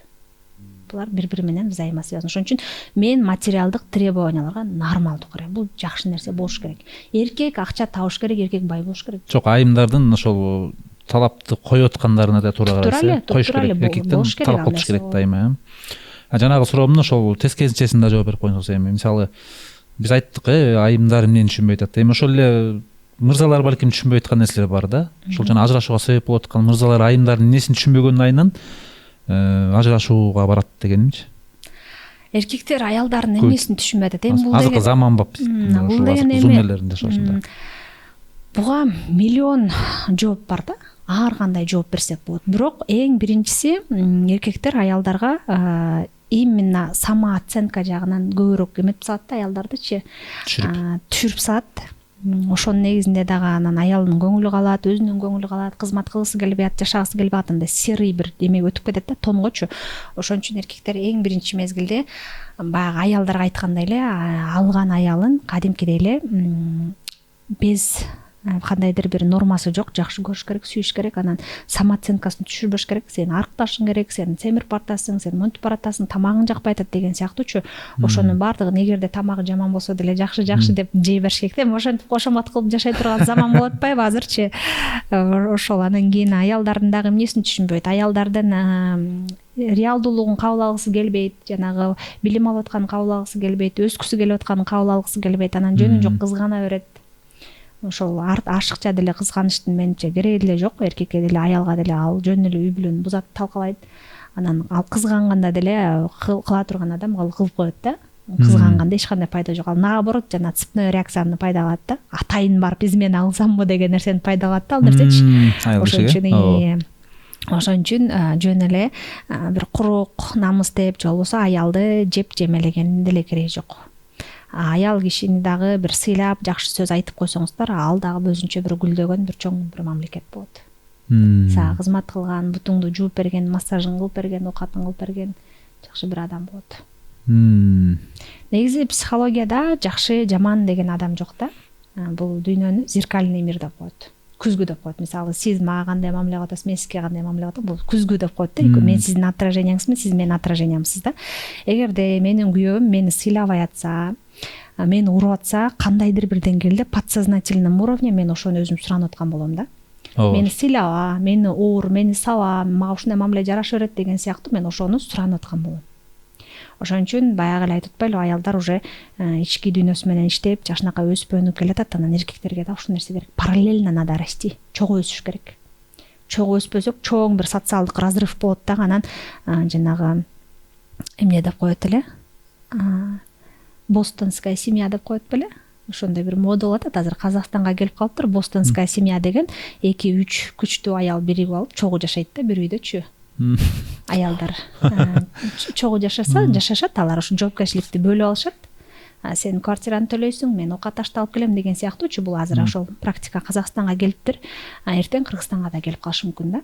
Аялдар өсүп өнүгүп туруп, анан айтып атпайбы, акча тапкан аял ал текеберирээк болуп калат. Ал ушундай бир башкача бир эмеде болуп калат. Ошон үчүн ушулардын баарын алдын алышыбыз керек. Биз дагы бир теманы козгоп коелу, ошол акыркы суроолордун бири болуп калат го. Мына кайнене менен келиндин ортосундагы мамиле деген дагы менин оюмча актуалдуу болуш керек. Ажырашуунун бир себеби да ушундан болуп калабы дейм да. Бизде эле болобу же Кыргызстанда элеби же Казакстанда да барбы билбейм. Айтор көбүнчө ажырашуунун бир себеби да ушул болуп калат го. Баягы кайненем жашатпай койду, мынтип койду, чыдабай койдум дегенчи. Анан деги эле сиз өзүңүз деле мисалы үчүн азыр мына үй бүлөлүм деп атасыз. Сиз негизи өзүңүз кайненеңиз менен жашайсызбы? Кайнеге кандай мамиле кылса жашаса болобу? Деги азыркы зумерлердин деги эле кайнене менен жашагысы келбей калгандыгынын себеби эмнеде болуп атат? Көбүнчө эле азыр мен эки бир видео боюнча айтып кетким келип атат да. Биринчиси, Казакстанда бир баланын видео кайрылуусун көрүп калдым. Ал бала монтип атат да. Мен 30 жаштамын, мен жаңы эле үйлөнгөм, анан апамдын менин жубайыма болгон мамилесинин негизинде мен үйдөн бөлүнүп чыгып атам. Анан мен силерге кайрылуу жасап коеюн, ушундай менин апама окшогон апалардын айынан көп жаштар ажырашып кетип атат. Эмнеге дебейсиңерби дейт. Мен жумуштан чарчап келем дейт. Чарчап келгенден кийин үйгө кире электе эле кухнядан эле спальный дейт да. Кухнядан баардыгы тосуп алат, анан тосуп алгандан кийин баягы эми жубайым эптеп жүдөп какапал дерем жаштар эми кээ бирлер тамак кылганды билет, билбейт, колунан келишинче жүрөт дейт. Анан апам менин мээми жеп баштайт дейт. Мен өзүм жумуштан чарчап келгенден кийин мээмди жейт, сен аягың монтип койду, тигинтип кийинип койду, анан тигинтип койду деп мээмди жейт. Анан мен спальныйга киргенде аялымдын мээсин жейин дейт. Эки ортодо калып атпайбы? Кургак эле жерден мен Анан өзүм ошондой продолжать этип 2 ай 3 ай болгондон кийин мен стоп деп токто деп анализ кылдым дейт да. Мына ушул мындай жакшы эркектин сапаты да. Кечкер бул деген айлап жылдап 15 20 30 жылдан бери ушундай үй бүлөдө жашагандар бар да. Апасынын сөзүн угуп аялына кол көтөрүп басым көрсөтүп жүргөндөрчү. Анан тиги бала ошону карап анализ кылып ойлондум дагы. Анан мен мен бул здоровый семья курушум керекмин деп туруп жубайымды алып квартирага чыгып өзүнчө бир үй бүлө баштап атабыз дейт да. Бул биринчиси. Ал эми экинчи видеодо көрүп калдым, бир боюнда бар келин үйүнөн кайненеси менен урушуп чыгып аткан жеринен тартып алыптыр да. Баягы боюнда бар келин. Анан ошо келин монтип атат да. Мен силерге 15 жыл кызмат кылдым, силердин карызыңардан кутулуп, могу үйдү салганга жардам бердим деп атат да жана видеодочу. Карайсыздарбы? Бизде деген келиндер эч жаман ой жок, кызмат кылат да. Эми жакшы кызмат кылабы, жаман кызмат кылабы, ал экинчи вопрос. Второй вопрос. Эң негизгиси чын ниети менен ушул жерге батып кетейин, сиңип кетейин деп кызмат кылат да. Бирок бизде сепарация деген нерсе бар да. Сепарация деген билесиз да, жанагы сүт тартканда айранын өзүнчө, каймагын өзүнчө, сүтүн өзүнчө, суусун өзүнчө бөлүп чыгарат. Ошондой сепарация дегенде бөлүп чыгарыш керек да. Бизде көбүнчө апалар өздөрүнүн балдарын эмоционалдык жактан бөлүп чыгарбай коет. Баягы атасын, мисалы апа деп коелу, апа өзүнүн күйөөсүн эркек катары көрбөйт. Же болбосо күйөөсү өлүп калганда, ажырашып кеткенде берде апа өзүн могу күйөөсү вообще жок деп элестетет да. Анан баласын кумир тутуп алат да. Баласын хан кылып алат, кумир тутуп алат да. Анан баласы үйлөнгөндөн кийин бунун аялын бул конкурент көрүп баштайт. Конкурент көрүп баштайт дагы. Анан уже буга сөзү менен, көзү менен деп дем алганы менен ушундай бир эмоциональный давкаларды кылып отуруп буну чүнчүтүп салат да. Чүнчүткөндөн кийин бул жерде еще неберелер пайда болот да. Любой ата эне, чоң ата, чоң апа, тайта, тайне здоровый потомокты каалайт да. Алардын тукуму здоровый болушун каалайт. Здоровый болушу деген мындан көз каранды болуп атпайбы? Келинденчи. Ати келинин жеп атса, жемелеп атса, какта макта жок, сенин здоровый тукумуң жок, уже болду, потомок булардын фамилияларын бул улай албайт. Анткени бул жек көрүп атат буларды. Апасын да жек көрүп атат, атасын да жек көрүп атат, кайнене кайнатасын жек көргөндөн кийин алардын уже тукуму мындай жакшы уланбайт да. Бул деген келин кайнене кайнатасын жаман көргөн автоматически могулардын өзүнүн балдарын жаман көрүп, сен тайтаң чоң энең ушундай болчу, анан сен тигиң ушундай болчу деп туруп урушканда дагы ошого таянып туруп урушат да, кыжыры келипчи. Ошон үчүн мен айтат элем, биринчи сепарация болуш керек. Сепарация болуш керек, анан экинчиси ошол кумир тутпаш керек балаңарды. Ал бала да аны кумир тутпай эле, күйөөң жаман болсо дагы күйөөңөрдү кумир тутуш керек. Хоть каза болуп калса да эмне болсо да ошону кумир тутуш керек. Мисалы ошол эки ортодо калган эркек аялын тандаганы туура деп ойлойсуз ошондо? Жок, бул жерде мен аялын тандаш керек, апасын тандаш керек деп айта албайм. Бул деген радикальный вопрос. Же апасына тарта албай, же аялына тарта албай калган эркектер көп болуш керек. Сизге да келет болуш керек, Андай эркектер көп. Бул аябай радикальный вопрос. Бирок бул жерде кой дагы өлбөш керек, кашкыр дагы ток болуш керек деген системаны ойлоп чыкса болот да. Аялы менен дагы жакшы мамиледе болот, бирок ошол эле учурда баягы апа деле может күйөөсү өлүп калган чыгар. Может күйөөсү жакшылык көргөн эмес чыгар. Ошон үчүн баласын таянар тоосу катары көрөт атат. Анан кантип апасын тандап туруп аялын таштап кетет, же аялын таштап туруп апасын тандап кетет. Бул жерде болбойт. Экөөнө тең эркек амалдуу болуш керек да. Эркектин ошол 40 же болбосо 80 амал болуп туруп, биягынан аялын ыраазы кылып, сөз менен жашынакай бир мамилеси менен, гүлү менен. Аялдар бат эле алданып калат. Бир клубника в шоколад жиберсе ойланайын, аны бир жума айтып жүрөт да, мен күйөөм ушундай жакшы нерсе. Көңүлүн алып коюш керек, апасын да көңүлүн алыш керек да. Анан экөөнүн конфликти акырын жок болуп кетет. Аны эркек алдын алса болот. Жанагы ошол эле кайра сиздин Facebook'тагы бир видеоңузду көрдүм. Кызганыч боюнча жакшы сүйлөп турсуз да. Аялдарга кызганган жарашпайт, эркектер кызганса болот деген сыяктуучу. Ошону айтып берсеңиз, анан кызганыч болот, анан үй бүлөдө көбүнчө көзүнө чөп салуу, ошо измена, измена болот. Айымдардын көбүнчөсү ошол изменадан кийин мен кечире албайм сени, болду деп жашабай коет. Таарыныш, жана измена болгон. Бул деле ден соолукка зыян деп айтып атасыз. Анан сиз өзүңүз психолог катары айымдар сизге келгенде кандай кеңеш бересиз? Кечиргиле, жашап кет кайра дейсизби, же болду алса измена кылды, ал көзүңө чөп салды, дагы деле кыла берет, жашабаган менен деп совет бересизби? Анан ушул кызганчаактык боюнча ушунун айланасында айтып берсеңиз. Сиздин сурооңуз узун болуп кетти, азыр 2-3кө бөлөйлү. Мен унутуп калдым да, башында нерсе болгончу. Эми измена деген негизи мындай да, мужской женский род деген бар го, он и она деген сыяктуучу. Анан бул деген эркектерге тиешелүү, бул аялдарга тиешелүү, репчи деп мисалы бөлүп коет го. Анан измена деген сөз бул эркектерге тиешелүү деп кабыл алат да. Эмнегедирчи мага ошол таң калыштуу да, измена аялдар деле измена кылат. Мен былтыр Алайда 3 чат деген жайлоодо, аябай сонун Мурдашта сонун кереметтүү жайлоо бар, ошол жайлоодо лагерь уюштуруп атам да. Ушундай бир жакшы күндө бир эже келип калды дагы. Чолпон, сени издеп келдим. Ушундай бир чоң жайлоодо, ушундай тоонун арасында мен бир арманым калып кетсин, сага айтып албасам болбойт дейт. Анан эмне болду десем, ал өзү мектепте мугалим болуп иштейт экен, жолдошу күч органында иштейт экен. Анан мен 2 жылдан бери жолдошумдун досу менен жүрөм дейт. Анан знаешь что дейт? Ал эже бир 45-50-нын ортосунда да. Мен күйөөм менен жашап, күйөөм мени бир дагы жолу баалаган эмес дейт. Аны обязан это делать деп, как обязанность катары кабыл алып жүргөн дейт. Бир жакшы сөз уккан эмесмин дейт. Бирок күйөөмдүн досу менен сүйлөшүп баштаганда я начала свисти деп атпайбы, гүлдөп баштадым дейт. Азыр жашмын дейт. Азыр мен мисалы үчүн 46-47 болсом, мен өзүмдү бир 25 жашта кыздай сезем дейт да. Ошого, ошол эжеге ал күйөөсүнүн досу ушунчалык чоң эргүү берип атат да. Бул менен мен эмнени айткым келип атат? Измена деген бул женский, мужской род эмес, бул деген баарына тиешелүү да, аялга дагы эркекке да тиешелүү нерсе да. Ошон үчүн эркектер аялдарыңарга жакшы мамиле кылгыла, аялдар эркектериңерге жакшы мамиле кылгыла. Ал силер менен жашап жүрүп деле башка жолдорго барышы мүмкүн. Ошон үчүн бул жерде измена дегенде бир эле эркектер эле измена кылат, аялдар байкуштар деген туура эмес да. Кээде болуп калат, ушундай аялдар дагы измена кылып калат. Анан кызганчак боюнча мындай да, баягы биз айттык го, дин деген бул Аллах Тааладан бизге берилген чоң белек, биз Куран китеп менен жашашыбыз керек. Куранда бул биздин конституцияда мыйзам мусулмандын мыйзам китеби да. Анан ошол жерде кызганычты Аллах Таала айтат, мен эркекке бердим деп атат, аялга берген жокмун дейт да. Анан мен көп анализ кылып отурдум, анан кээде тамашалап айтып калам да. Аял кишиге 4 эркекке тийсин деген уруксат бар болсо, аял кишилер бизде Кыргызстанда 70-80% аялдар 4төн эркек кармашмак да. Анткени бул менин укугум да, Куранда жазылып турбайбы деп туруп 4төн эркекке тийип алмак да. Анткени аялдар кыйын болот да, өздөрүнүн мындай укугун билет го.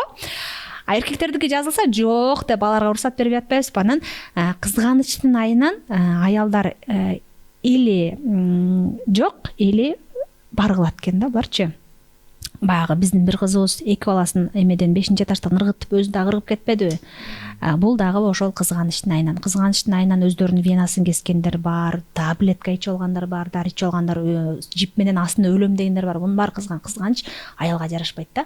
Бир дагы эркек мага келген эмес да, мен неме кызганычтын айынан тиги дары ичип өлгүм келди деген сыяктуучу. Эркек кызганат, кызганган эркекке жарашат, ал орду менен билет да кызганычтычы. Эркектерге ошон үчүн Аллах Таала берген ошол мүнөздү, алар ошол мүнөз менен управлять эте алат. Эми исключительный случайлар эле болсо, баягы былтыр 20 жылдыкта аялын аты өлтүрүп сал деген сыяктуу исключительный эле аябай бир намыска тийген окуялар деле болбосо, а так мындай кызгануу деген сезимди Аллах Таала эркекке подарок эткен да, аялга эмес. Аял кишилер болгондо ошондой аянычтуу, неуправляемый, башкара албай турган нерселер болуп кетет. Ошон үчүн кызганып кереги деле жок. Мисалы, мага деле көп комментарий жазып атпайбы, сен өзүң күйөөңө 2 катын алсын, сен өзүң күйөөңө 4 катын алып бер деген сыяктуу. Анан мен да башынан ошондой бир изменаларды өткөргөмүн жолдошум тараптан, ал нерселердин баарын көргөм.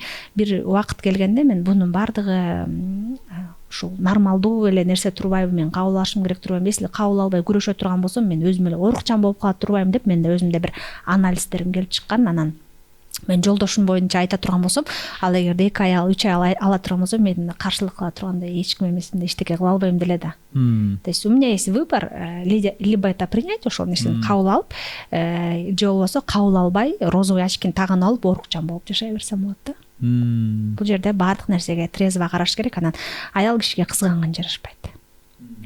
Ошол жана мисалы кандай бир чырактай кыз 2 баласы менен каза болуп калды, ал күйөөсү кызгана турган деле түрү жок, жана күйөөсүн деле камап кетишпедиби?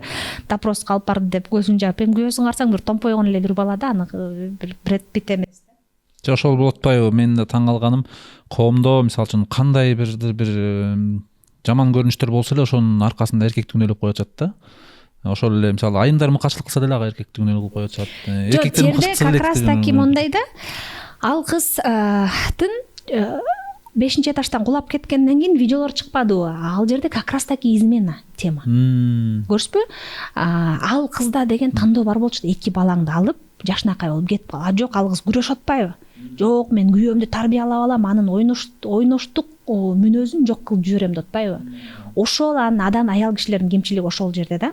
Ал эч качан күйөөсүнүн ойноштук мүнөзүн жок кыла албайт, тарбиялай албайт. Адамды тарбиялай албайт. Негизи эле. Анан деген ошо видеосунда айтылып атат, сен мен күйөөм менен тиги сентябрда биз каяка Дубайга кеткенде эметкен турбайсың, 2024-жылы тартылып атпайбы тиги видеочу.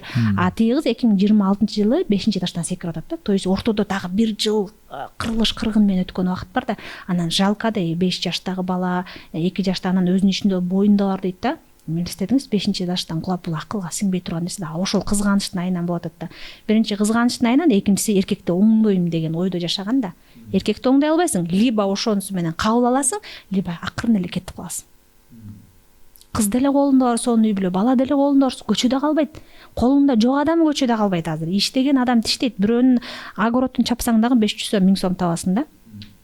Ошон үчүн тандоо биздин кемчилигибиз, эң чоң ошибкабыз бул мен ушуну оңдойм, адам кылам деп коет да. Горбатова могила не исправит деген орус макалы бар да, биз оңдой албайбыз эч кимди. Адам өзү каалап оңдолсо оңдойт да. Аны бирөө оңдой албайт. Мисалы, мага деле келет да клиенттерчи, чолпон, знаешь, менде ушундай күйөөмдө проблема болуп атат, күйөөмдү оңдош керек, анан кайненемде проблема болуп атат, кайненемди оңдош керек деп келет. Мен айтам, сиз күйөөңүздү оңдой албайсыз, кайненеңизди оңдой албайсыз, сиз өзүңүздү гана оңдой аласыз, өзгөртө аласыз. Если сиз өзгөрсөңүз, анан күйөөңүз, кайненеңиз өзгөрүп баштайт. Когда меняется человек, меняется мир деп коет го. Адам өзгөргөндө аалам дагы өзгөрүп баштайт. Ошон үчүн биз башка адамды өзгөртөбүз деп аракет кылбашыбыз керек. Анан кызганганда пайда жок. Бир дагы кызганып анан жеңишке жеттим деген адамдыкка эмес, утуласың только. Бирок ошол жанагы мыкаачылык боюнча жаңы эле сиз айтып өткөн Баткендеги ошол өзүнүн аялын, жубайын аты өлтүрүп койгондо бир коомдук катуу резонанс чаралды го, блогерлердин баасы. Былтыр 20 жылдыкта ооба. Сиз ошондо кандай позицияда болдуңуз? Негизи эле сиз да ошондой ойдо болдуңузбу? Мисалы, ушул чындап эле айымдардын көбү көтөрүлүп чыкты го. Мисалы, ушундай мыкаачылык көбөйдү, Кыргызстанда эркектер ушундай аябай мыкаачылыктар көп болуп атат депчи. Анан негизи мындай карасаң, эми бул бир карын майды бир кумалак чертет дегендей эмеспи дейм да. Эми анча-мынча баягы айбан эркектер да бар. Ошол эле учурда ошондой эле айбан айымдар да бар, аялдар да бар дегенчи, 5 кол тең эмес деген ойду мен айткым келген да. Сиз кандай ойлодуңуз дейм? Орустардын жакшы макалы бар да, чужая семья, темный лес дегенчи. Бирөөнүн үй бүлөсү бул токой да, капкараңгыр токой. Анан биз анын ичинде кирип болбогондон кийин кандайдыр бир анализ бериш кыйын. Так точный анализ бериш кыйын, бирок сырттан үстүктөн эле айтып кое беребиз, ушундай болду деп. Бирок ал нерселердин болгонуна бир жүйөлүү себеп болот. Өтө чоң жүйөлүү себеп болот. Ошонун негизинде адам состояние аффект деп коет. Аффект состояниясы дегенде өзүн башкара албай калат. Колунда эмне бар болсо ушунчалык адамга чоң күч кирет.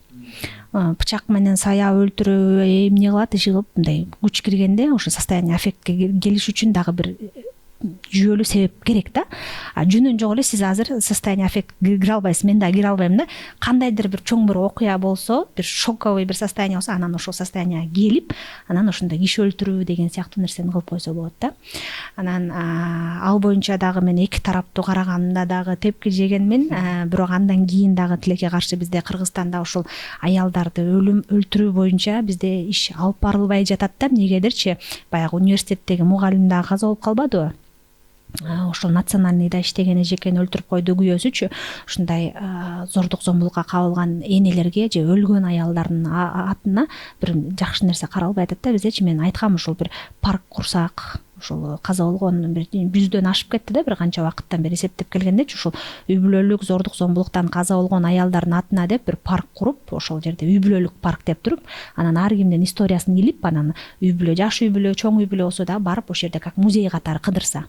Мисалы, жана Баткенде бир эки жагына дөңгөлөк асып алып сабаган окуя бар, ошондой аябай трагедиялык окуялар көп да. Ошолорду эме кылып туруп, анан кийин бир жакшы оң терс жагынан ак кара кылып туруп бир музей кылып берсе, ошондой бир тарбиялык эмелерди көбүрөөк өтсө жакшы болмок да. Анда келип бергениңизге рахмат. Биздин студияга ошо убактыңызды бөлүп, алтында убактыңызды бөлүп, жакшы кызыктуу маек куруп бердиңиз. Мындан ары да сиздин ишиңизге ийгиликтерди каалайбыз.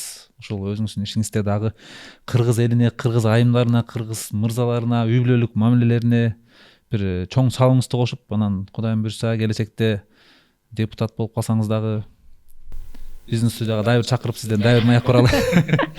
Кудайым буйруса. Сиздерге дагы рахмат, сизге өзгөчө рахмат. Жамаатыңыздар менен аман болуңуздар, ишиңиздерге ийгилик, чоң ушундай ийгиликтерди жарата бериңиздер. Анан мен мурда психологияга жаңы келгенде, 4 жыл мурун келгем да, жаңы келгенде мен баягы жаштык кылып ажырашпаса экен деп мынтип аябай катуу переживать этчим да. Азыр мен ал нерсеге, ажырашуу маселесине мен мындай бир муздагыраак карап калдым да, жоопкерчилик болсун депчи. Ошон үчүн мен көрөрмандарга айтат элем, жоопкерчилик эркекте дагы, аялда дагы 50-50дөн болуш керек да, 50-50 деп коет го. 50% эркекте жоопкерчилик, 50% аялда жоопкерчилик болгондо бактылуу үй бүлө курулат. Ошол бизде Кыргызстанда бактылуу үй бүлө көп болсун. Анан келечек муунда татыктуу тарбияланган жаш балдары, кыздарыбыз көп болсун. Рахмат чоң.